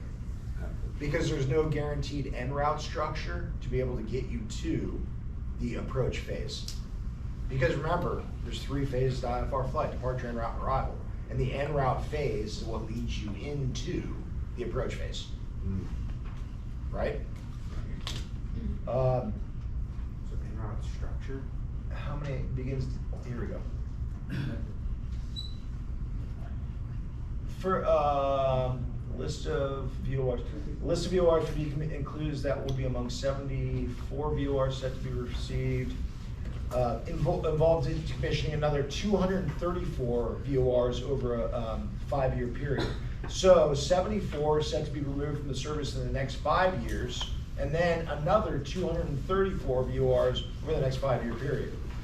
AOPA has been actively engaged in it to begin taking VORs out of service. Initial proposals involve decommissioning approximately 500 VORs. Are you sad about it? No, serious question. Like, No, I hate VORs. you do? Yeah. So you just feel like using GPS? The fact of the matter is VORs aren't precise at all, right? They're allowed to be so many degrees off, right? In a test for my equipment on board the aircraft, on the ground, I'm allowed to be plus or minus 4 degrees. In the air, I'm allowed to be plus or minus 6 degrees, right? The VOR equipment itself has a tolerance that it's allowed to be off. A lot of them now are unmonitored, which means that they don't send a signal to the FAA saying I'm broken or not. It's coming out of our tax dollars to upkeep, right, the system. They're not accurate. So, no, I'd way rather just, you probably never used a Thomas Brothers map. Who remember Thomas Guide in here? And just John? No. Thomas Edison. I remember MapQuest. That's as far back as I remember. MapQuest, so but you used a computer. Yeah. So when I was 16, I delivered pizzas as one of my jobs, right? And I was 16 in 1990. And they'd be like, okay, you need to go to this address, drop off this pizza. So you would open this book. We had this book that was full of maps, like paper, right? Izzy's like, oh my God, you did that? No, we have those. I had a hole in the bottom of my floor of my car, and I would have to drive like this. I was running from the dinosaurs half the time, right? We have one of those books. Yeah, a Thomas guide. So it would be like, it would be a guide, and then it would be like, to go to the next set of streets to the north, turn to page 83. To go to the next set of streets to the south, turn to page 124. To go, John remembers this clearly, right? So VORs, in my perspective, are compared to utilizing Thomas Brothers maps when you guys are like, oh, I missed that turn, and Siri is like, rerouting. Sometimes she makes you to make a right turn off the middle of a bridge. But if you're paying attention, you'll probably be okay. Right. You guys have no idea about having to figure out directions anymore. You don't need to know, like your car yells at you when you're running low on fuel. This is the whole aeronautical decision-making process that we have to use, and the FAA is still archaic. It's straight up, it's still archaic. What is next gen? It's trying to evolve the FAA from the Flintstones to hopefully George Jetson. Half the class is still like, I have no idea what you're talking about. Who had a question, David? Was it you? Somebody had a question. Tony. I was just gonna make a comment that even with GPS, people still manage to like follow it where they're not supposed to, and end up like in the middle of the ocean. They just kept driving over. Yeah. The GPS told me. Turn right. Turn right. Yeah. Ben's like, dude, I did that, and I ended up on the beach. The lifeguard was yelling at me. I was like, I was just following what Siri told me. They have. Yeah. Thomas Brothers Maps. Questions? So it's guaranteed navigation to... Guaranteed navigation with 100 nautical miles of the facility, and guaranteed that you're gonna have an instrument approach system that will get you to the ground, as long as the clouds are high enough, right? Utilizing VHF. In the event of the GPS going down. Correct. Right? Like, how many people, let me ask this question. How many people know what a VHF antenna looks like for TV? What does it look like? Are you talking about the radios? No, Or the circle? neither. John knows what it looks like, I think. What is it, Yagi antenna? It looks like an antenna on someone's roof Yeah, the Yagi. that, Oh, yeah. Yeah, it's a Yagi. right, and it goes this way. And you have the ability to turn it in directions. So when we started watching TV, we actually had to get up, change the channel, and we had U and 1 through 13. That's all we had, right? And then all of a sudden, they're like, you're gonna have cable TV. And now there isn't even such thing as cable TV really anymore. You have to have like Sling, Pandora, YouTube TV, Sling Blue or Orange, depending on what football game you want to watch, Peacock, Fox, right? Subscription. Cam's gonna be like, dude, I was trying to watch the Padres game, the World Series, so I bought Sling for it. And then the first game was on Sling, and then the second game I had to buy Peacock, it was on there. And then I was like, sweet, come on over guys, I have Sling and Peacock, we're watching the third game of the World Series, and all of a sudden it's on Fox Sports. So I had to get the free subscription for that, but an hour into the game, they said, well, your free trial is over.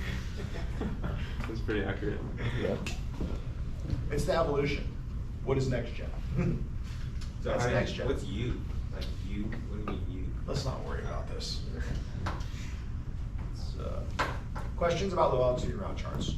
So here's my advice to you guys. We've gone through it. There's obviously no more questions about it. You guys better know the M's. MEA, MRA, MCA. MOCA, 22 nautical miles within a VOR, lowest altitude. OROCA. Right? Victor Airways, segment distances, DME usable fixes, DME values. What all of those give you. MEA gives you 1,000 foot clearance in non-mountainous, 2,000 foot clearance in mountainous, 4 nautical miles wide to either side of the center line, guaranteed navigation, not guaranteed communication. That's gonna go away. Because performance-based navigation, i.e. the utilization of some sort of GNSS, Global Navigation Satellite System, through GPS, Global Positioning System, is taking over. And those tolerances are gonna get tighter. Why? Because performance-based navigation is allowing aircraft to be able to turn on Wi-Fi to increase your position accuracy. Good? Go for it. So would you say it's safer to fly IFR than VFR? That's a really multifaceted question. I would say it's potentially safer to fly under IFR than VFR. You get under IFR. What does IFR give you? It gives you separation from other IFR aircraft.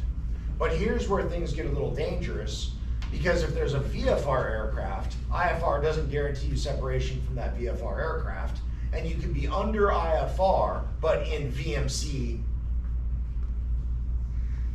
atmosphere. i.e., I'm on an IFR flight plan, but it's clear as, it's sky blue, it's CAVOC. It's clear and visibility is unrestricted today, right? But I'm under IFR. So now it's not to say that some VFR aircraft can be jamming by right in my flight path and I don't run into him, right? Under IFR, you are either in constant contact with a ground controller via, know this one, TRACON, Terminal Radar Approach Control.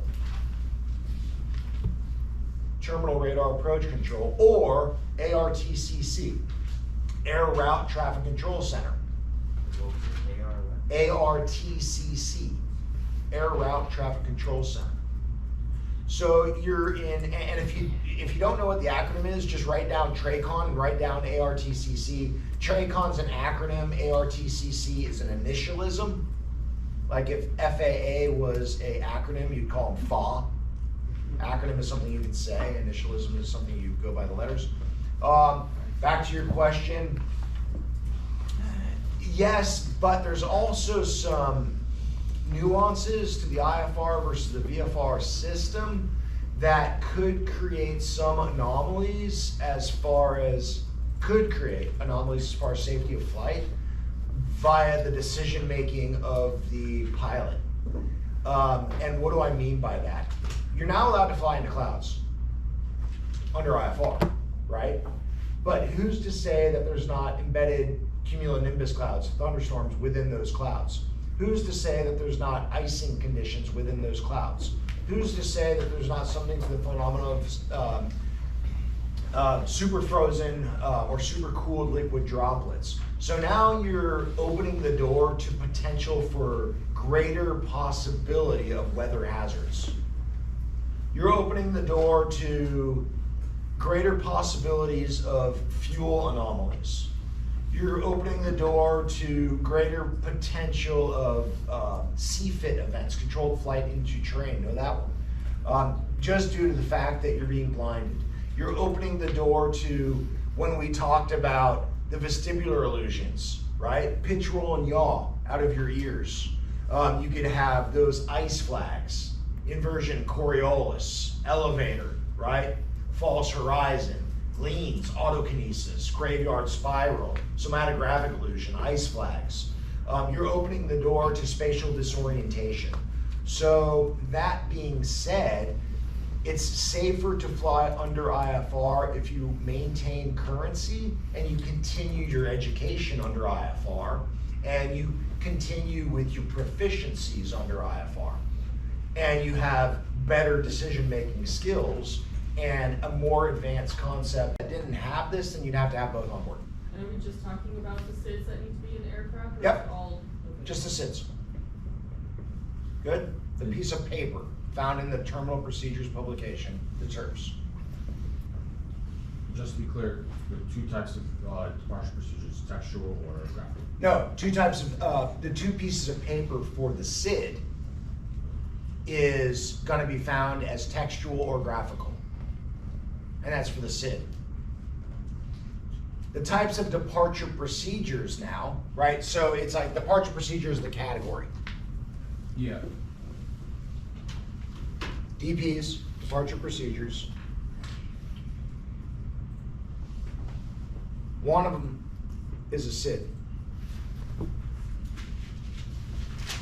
Okay, it's a standardized instrument departure. Again, more efficiency, minimize human error, copy or read back. Can be assigned by ATC, can be assigned. And you must have it on board the aircraft. Good? Mm-hmm. It's just a way to get from terminal environment, the airport surface, to the en route phase of flight. You're not always assigned a SID, right? It's not like I'm going out to the airport and they're gonna give me a SID. So too of the effect that if you're filing an IFR flight plan, under the remarks section of your file, and I'll show you what an IFR flight plan filing form looks like.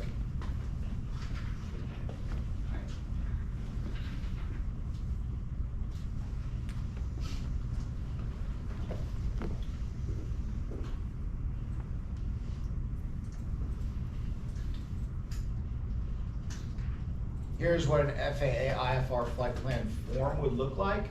And if I was to call this into the briefer, I would just read box by box by box. So I wouldn't say box 1 IFR, box 2 aircraft identity, box 3. I would just read, I'd like to file a flight plan. This is who I'd file with Flight Service Station if I was to file with Flight Service over the phone. I can say, okay, I'd like to file a flight plan, IFR, November 5396 Echo, Cessna 172 Slant Golf, 110, Mike Yankee Foxtrot, Montgomery Field, at 1252 Zulu, initial cruising altitude 5,000, and so forth. Under the remarks section, under the remarks, you could say no SIDS. I don't want you guys to assign me anything. Okay? I don't want you guys to be assigned me. Don't want to be assigned. So then how would you get out if you didn't get a SID? There's other possibilities, but let's talk about the possibilities under departure procedures. Another possibility is an ODP.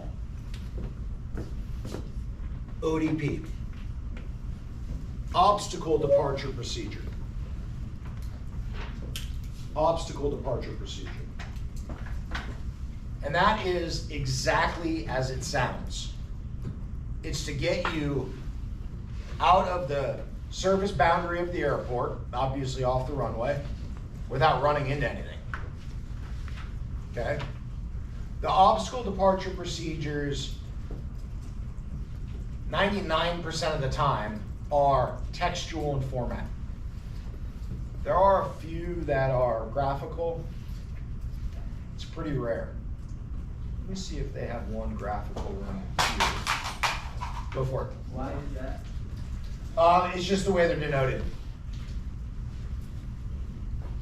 There really is no graphical form for them. It's not like you're following specifics, right? And it's not a standardized departure. All it is to make sure you don't hit anything. So let's say like there's an obstacle, there's a tree, there's a building, there's a, right? Gillespie Field happens to have a ODP right here. Mission Bay 2 obstacle. And that's one of the few that's found as a graphical form that looks like this. But again, it's not a standardized it's not a standardized instrument departure. You're not going to be assigned this. You can ask for it, but that's kind of weird because some airports do assign it by the book. It says ODPs are not assigned by ATC, but they can be. This one happens to be an obstacle departure procedure that's done in visual conditions. It's called a VCOA, visual climb over the airport. So this one's done in visual conditions, so you don't run into it. That's why it says VCOA. But for the most part, obstacle departure procedures are found in this form. Show you. I think they're listed in here. If not, we'll have to find them under something else. Yeah. So if I look up Montgomery Field here,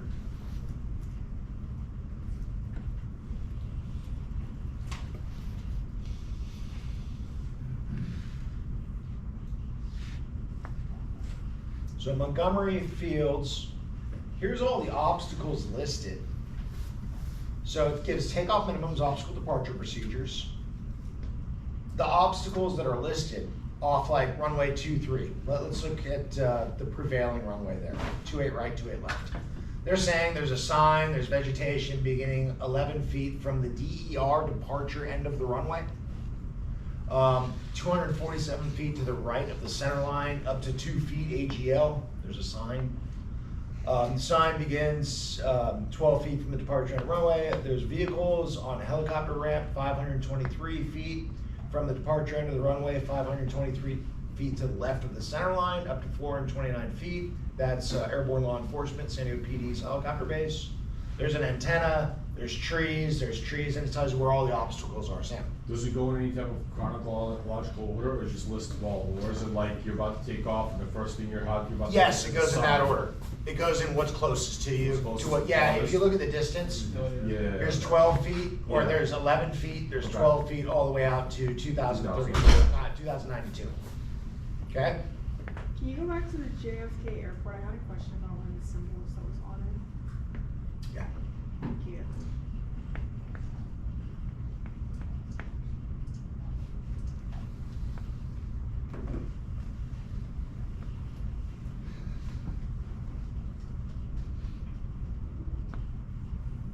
We were looking at the Kennedy 5. Yeah, it was on the Kennedy Fund. What is the weird when you zoom in? It looks kind of like a boomerang. It goes through like kind of just like curves down and up. These lines? No, it's not those lines. It's the one that's the dark line that's right there, but it's This one right here? no the This other one here? one. The other one. That one. Point, come up and point to it. Oh god. What the heck is this? Like what does this mean? That's the departure route. Okay. That's the darkest line, right? So it just goes curves off. Yeah, so they're saying off of either one of these runways, if you're going off to the northeast, it's gonna be a right turn to heading a 090. Okay. If you're going off to the left, right, to the southeast, you're departing off in that direction. If you're going to the southwest, you're departing off in that direction. So that's the departure routing. But then what are these? Those arcs are DME arcs. So Okay. 4.5 miles, 2.5 miles, 2 miles, 3 miles off of those VORs. Okay, thank you.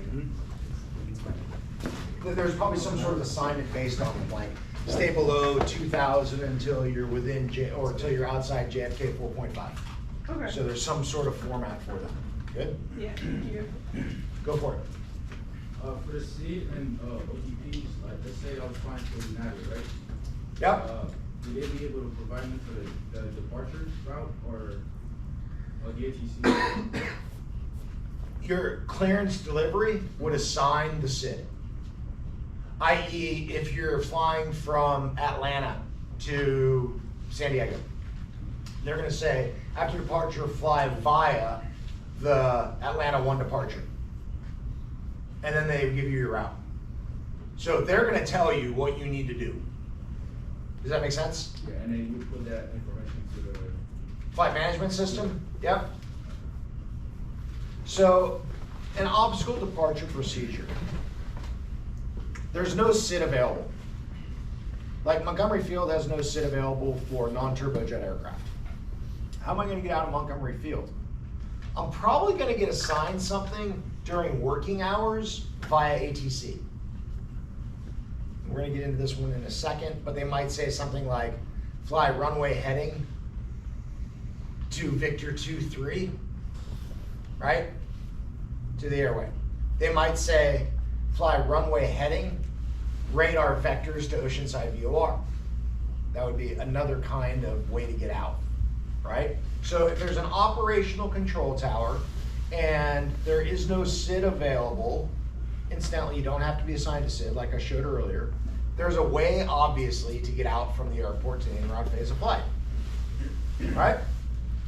Another possibility is via an obstacle departure procedure. The obstacle departure procedure itself, those are all the obstacles. The departure procedure itself is up here, right off the bat. Let's just say I'm taking off on runway 28 right, out of Montgomery.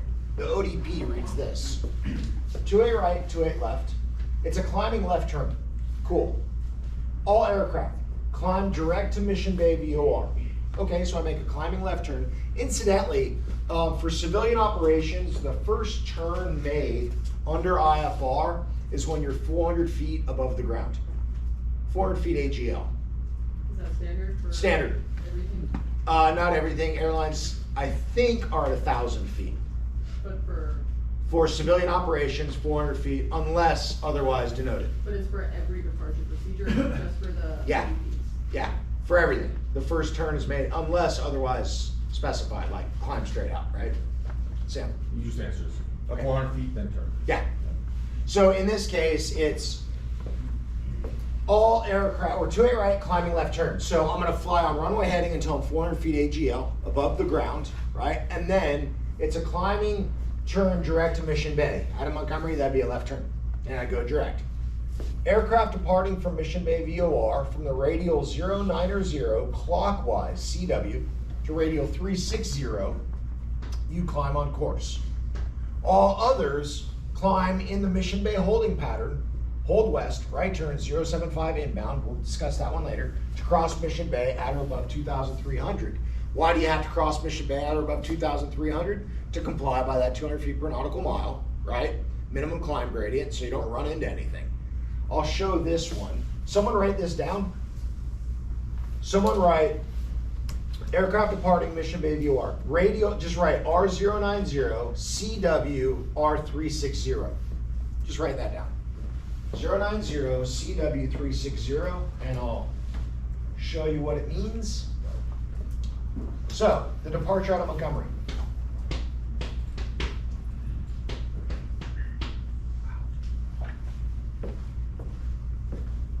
You'd fly out of Montgomery, runway heading until you're 400 feet. You'd make a left turn towards direct to Mission Bay VOR. Simple, right? It says, would you write down? Radial 090 clockwise to radial 360? Yep. Climb on course. All right, so 090 is here. All aircraft 090 clockwise to radial 360. Climb on course. Remember, the departure procedures get you to the en route phase of flight. So what are our options for the en route phase of flight? The Victor Airway. That's the en route part. That's like your highways in the sky. So, what are our options? 090, we could do Victor 317 if we were going in that direction. We could do Victor 165 if we were going in that direction to go up there. We could do whatever airway this is, Victor 25. It's denoted up there. We could do Victor 23 if it's here.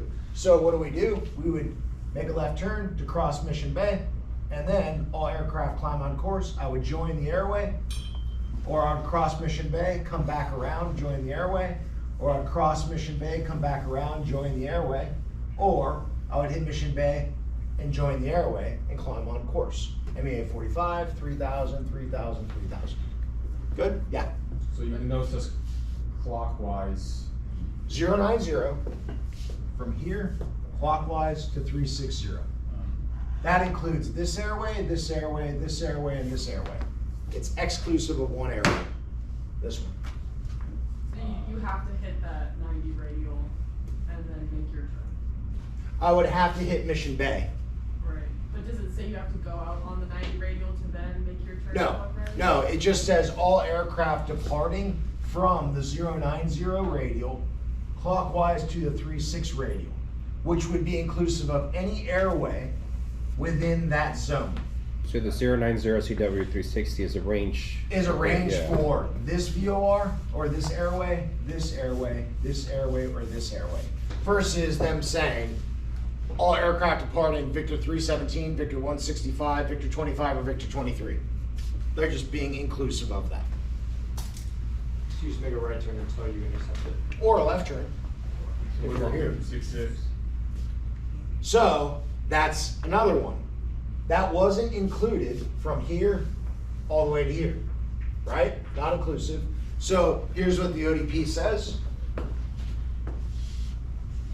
If you're planning on departing Victor 66, the ODP says, there is that. All others climb in the Mission Bay holding pattern. I don't want to get crazy on this right now.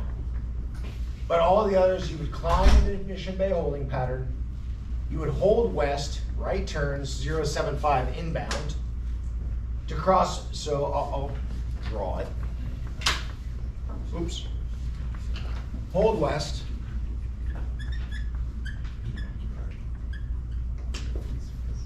Right turns, RT, 075 inbound to cross Mission Bay at or above 2,300. What would that look like? And again, not getting into whole procedure yet. We have in the lab a little bit. I don't want to do that yet in here. It would look something like this.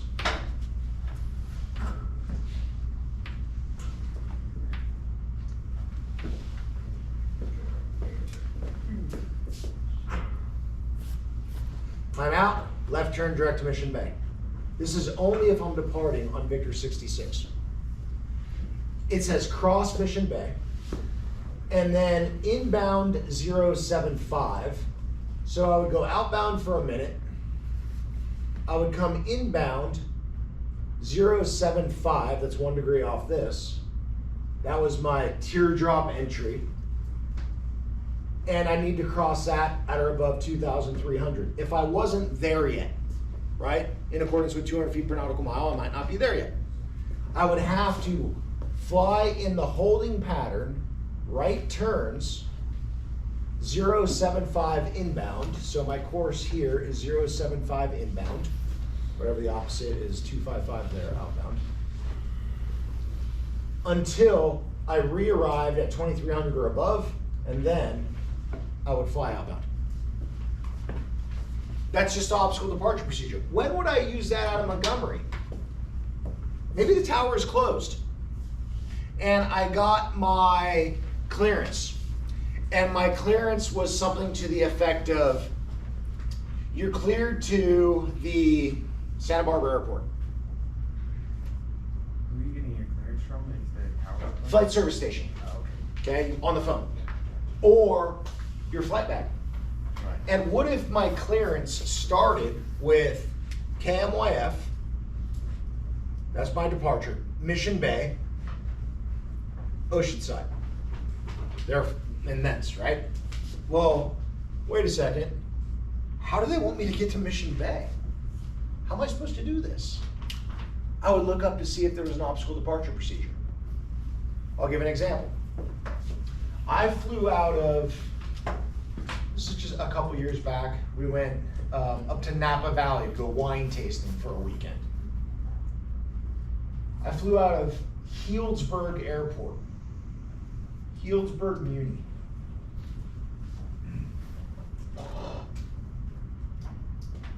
It's not even on there, let me look it up.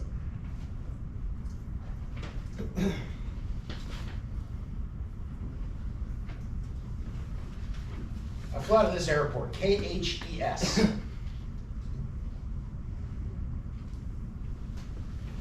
There's no instrument procedures there, Brown Airport, right? There's no instrument procedures. So, I don't, what was the identifier, HS? KHO. There's her. There's Santa Rosa of weather phenomena. However, that being said, quite the inverse, it's more dangerous if you don't any of the above. Good? Cool. Questions? Go for it. What about the FAA charts versus the Jeppesen charts? So Jeppesen is made by Boeing. Jeppesen is owned by Boeing.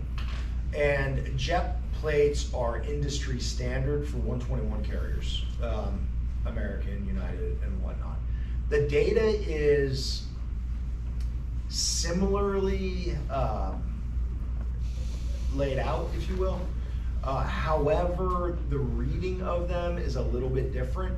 Jeppesen plates do include information on their instrument approach procedures that the FAA's charting facilities don't include, but that information can be looked up elsewhere, like Chart Supplement.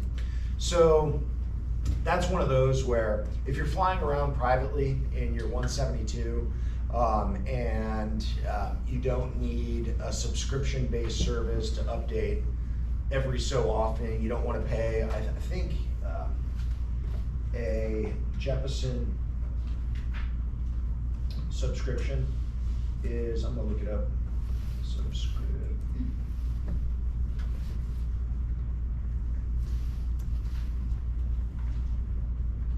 here's how much it is. If you don't want to pay $300 a year, that's just adding it to your ForeFlight. Or if you want to pay $300 annually for an app, then you're better off with just FAA plates, because then you can just go purchase what you need for that day and spend $20 and be legal to go fly. Good. Questions on any of this? So let's take a break. So very good questions. I know some of it was a little bit more advanced, but it's definitely something that we're going to be discussing in the future. So it's kind of a preview of what's coming up. Here's what we're gonna do. We're gonna take a break. We're gonna look at, like I said last week, a couple more departure procedures just to make an intersection. And what do you think that intersection is part of? An airway. Because the design of the ODP is to what? Get you to the en route phase of flight. The en route phase of flight under IFR is what are the highways of the sky called? Victor Airways. So if I look under the low altitude en route chart, the departure out of Ramona has you fly more or less straight out to intercept the 336 radial off Pogey, which happens to also be an airway. Make a right turn to Robin. And then they say fly via the runway 27 ODP, Victor 208 to Oceanside. Here's Victor 208. Victor 23 to Mission Bay, direct.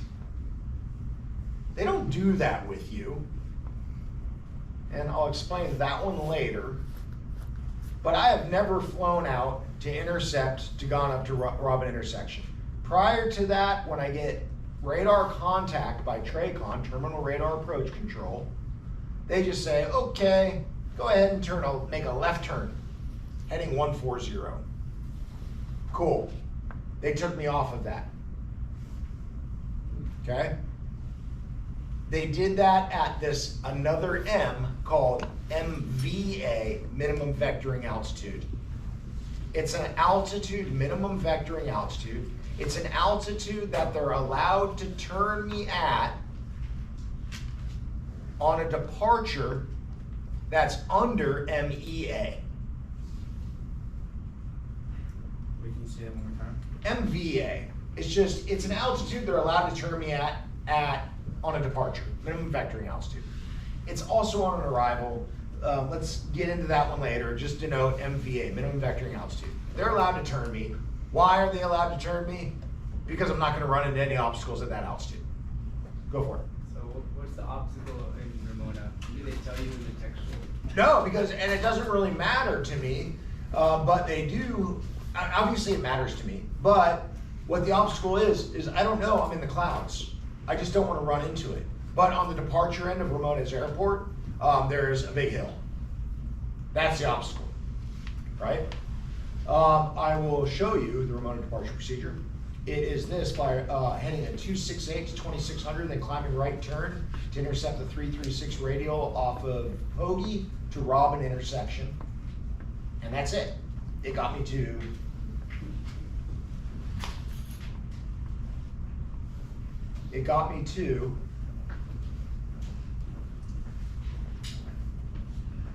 the en route phase of flight.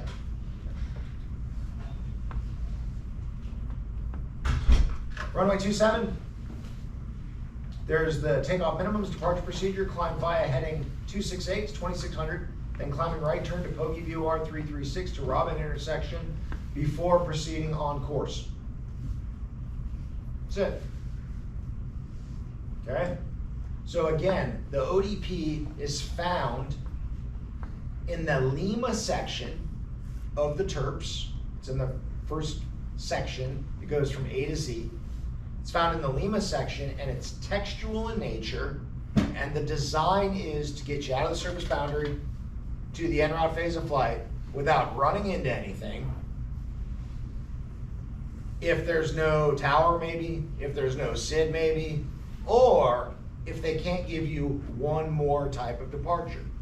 Departure procedures, we covered SIDs, standardized instrument departure, to make things more efficient in the system, minimize the amount of confusion, right, pilot error, human error, to get you from the ground to the en route phase of flight via a specified course. An obstacle departure procedure is designed to get you from the ground or the runway to the en route phase of flight without running into anything, right? But it's not like this specific whatever departure that's depicted on a graphical form, right? One more is called DVA.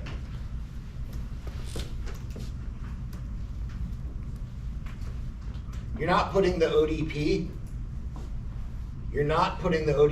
into your flight management system. You're putting the SID into your flight management system.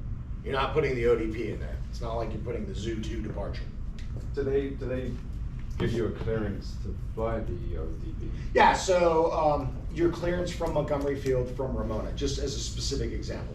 The clearance is this: airplane 1, 2, 3, 4, 5, you clear to the Montgomery Airport. After departure, fly via the Ramona's runway 27 obstacle departure procedure, Victor 208 Oceanside, Victor 23 Mission Bay direct. Okay? 5,000 is your final altitude, departure frequency 125.3 and squawk, whatever it is. Yeah, that's your craft, go for it. Did you say you can't put the ODPs into your... You're not selecting the ODP into your GPS via like the Zoo 3 or the Canoga 2 or the, right? There's no code for it. Now, that being said, can you potentially put all your waypoints or whatever it is? Yeah, you can do that, if you can do that. Meaning, it might be like fly runway heading and at or above 600 feet, make a right turn direct 2. Gotcha, so any available waypoints? Yeah, any available you can put it, yeah. Yep. The next one is DVA. This would be the last one. Last possibility of departure procedures. Last possibility of departure procedures, then I'll give you one more possibility, which is just a normalized departure. DVA is diverse vector area, as it says here. So Lima 1 section, or Lima section of the TERPs, is inclusive of your obstacle departure procedures and your diverse vector areas. Okay, so if you ever get a DVA, ODP, probably gonna be found in there, probably. A DVA is this: when the controlling authority has the ability to vector you below minimum vectoring altitudes, I just explained that, below MVA, to proceed on course. i.e., they have charted out, and I'll show you. This isn't one that you're just like looking up the verbiage for it.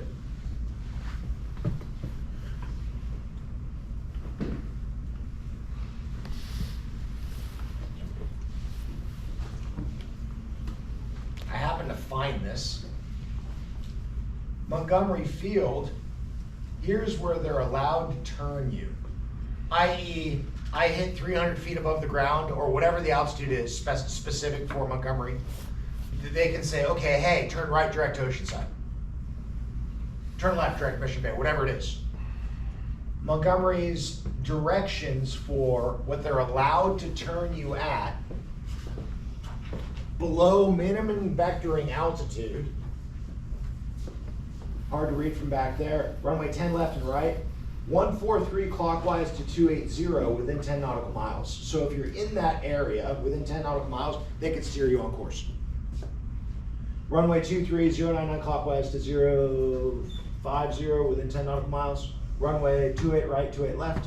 131 clockwise, so that's a clock position around the airport. So 131 clockwise to 056, inclusive of that sector, within 10 nautical miles.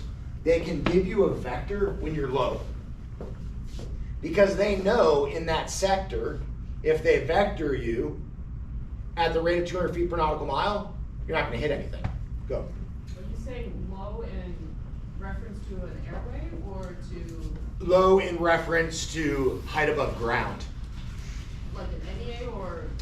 Below MVA, minimum vectoring altitude. They're allowed to vector you below minimum vectoring altitude, which is already below MEA, and you're just trusting them. And that's a diverse vector area.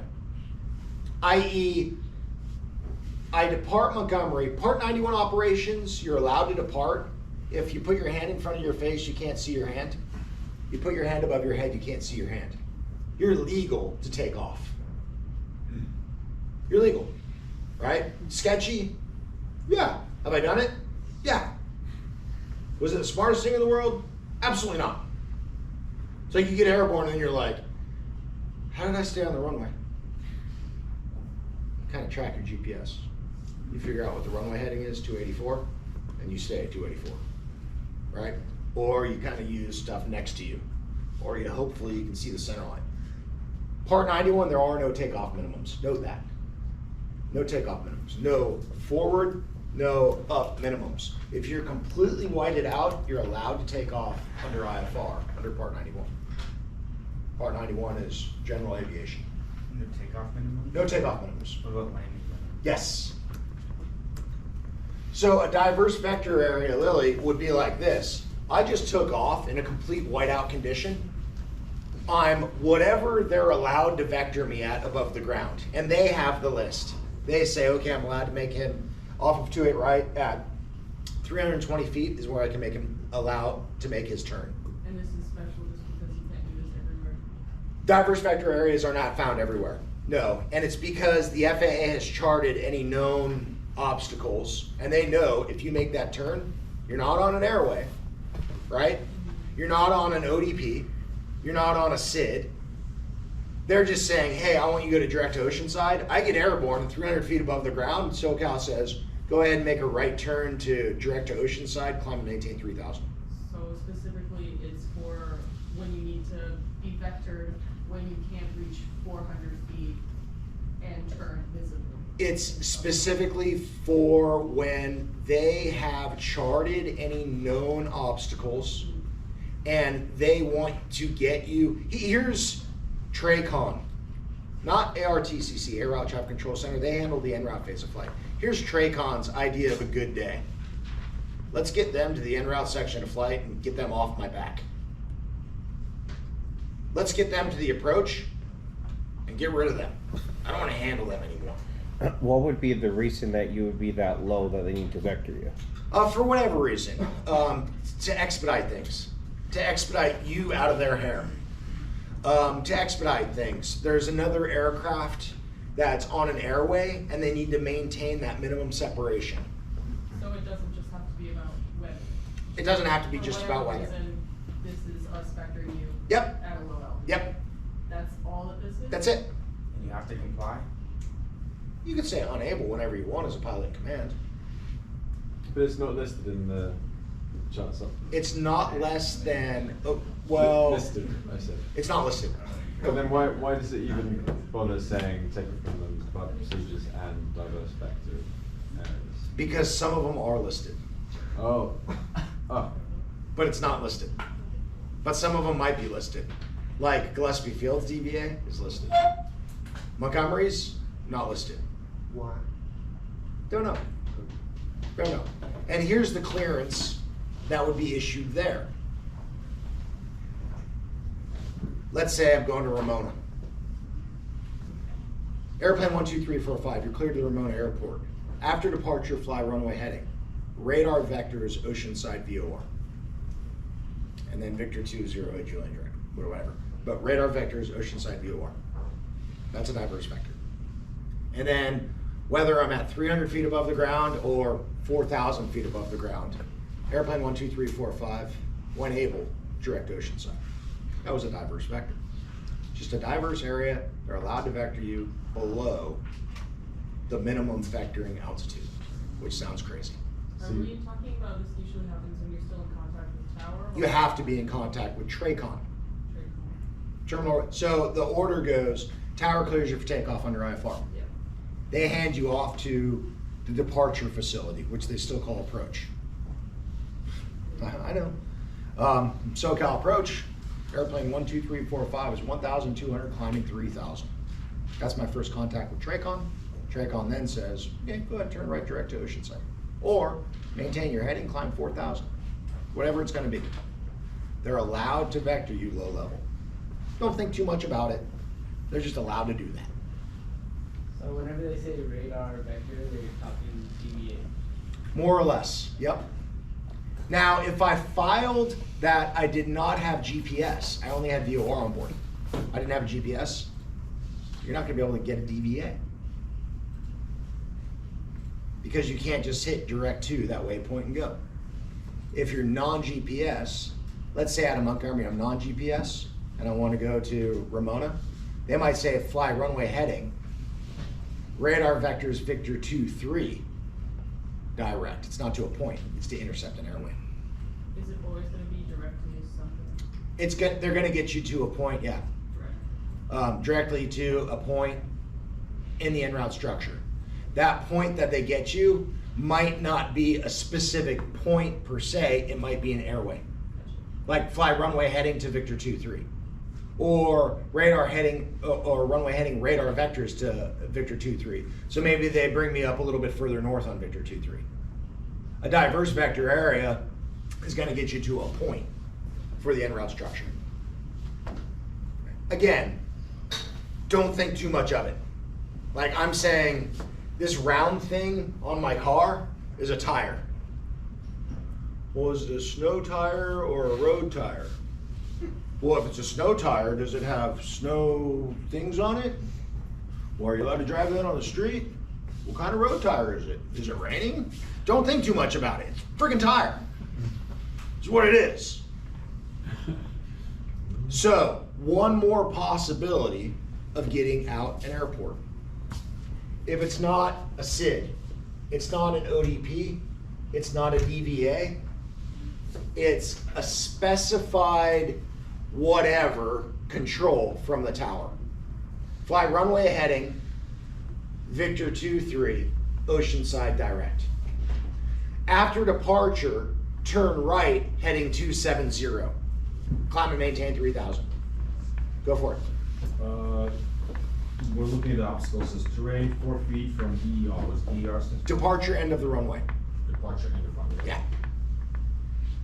DER, departure end of the runway. So the 4 possibilities, 3 of them would be departure procedures. Technically, departure procedures would really be SIDs and ODPs. But you can throw in DVA into there.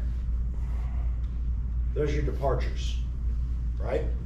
And then the last possibility of getting out an airport under IFR would be, I guess it's not the last possibility, but a possibility of getting out of an airport under IFR if it's controlled, air traffic control, right? They just assign you something.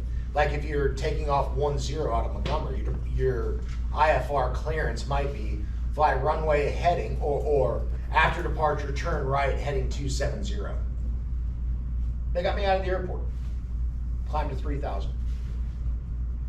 Good? I guess the last possibility was you make it up and you get there. If there's an obstacle, there's going to be an ODP published. If there's an obstacle, there's going to be an ODP published. Like my example flying out of Healdsburg. There was no obstacles within that 200 foot per nautical mile if at 400 feet I made a right or a left turn to Gator intersection. There was no obstacles, so they didn't have to publish an ODP for it. There's no tower, so they couldn't assign me anything.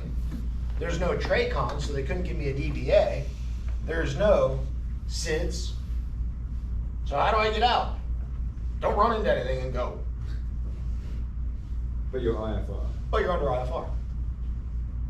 If there's no ODP published, there's no obstacle that you can potentially hit at the rate of 200 feet per nautical mile.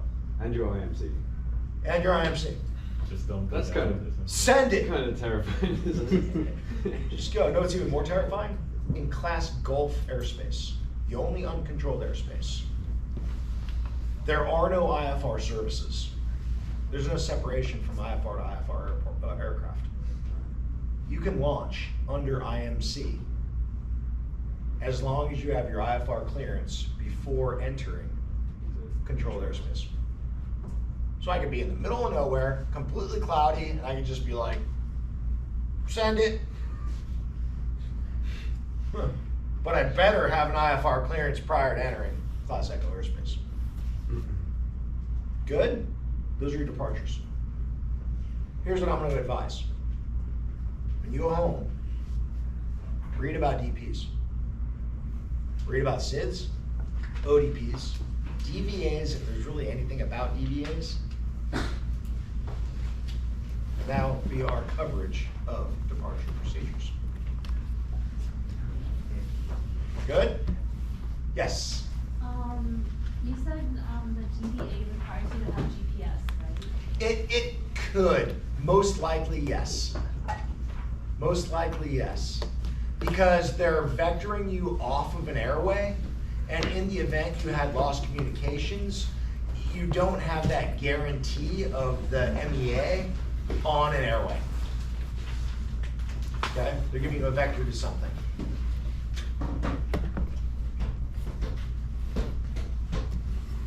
Next week, when's our midterm scheduled? I thought it was the week after we came back. from It is the spring week break. after we come back from spring break. When's spring break? The last week of March. Fantastic. Are you gonna email like a study guide or something? No, we're gonna do that in class. So, next week, we are going to look at arrivals. That's literally gonna take 5 minutes. If you can look at a departure procedure, a SID, an arrival is exactly the same as a SID, but backwards. Rather than getting from the runway surface up to the en route phase, you're getting from the en route phase to the approach phase. That's a STAR, standard terminal arrival route. You're getting from the en route phase to an approach procedure, to the beginning of the approach. Okay, that literally is gonna take 5 minutes. Next week, we're going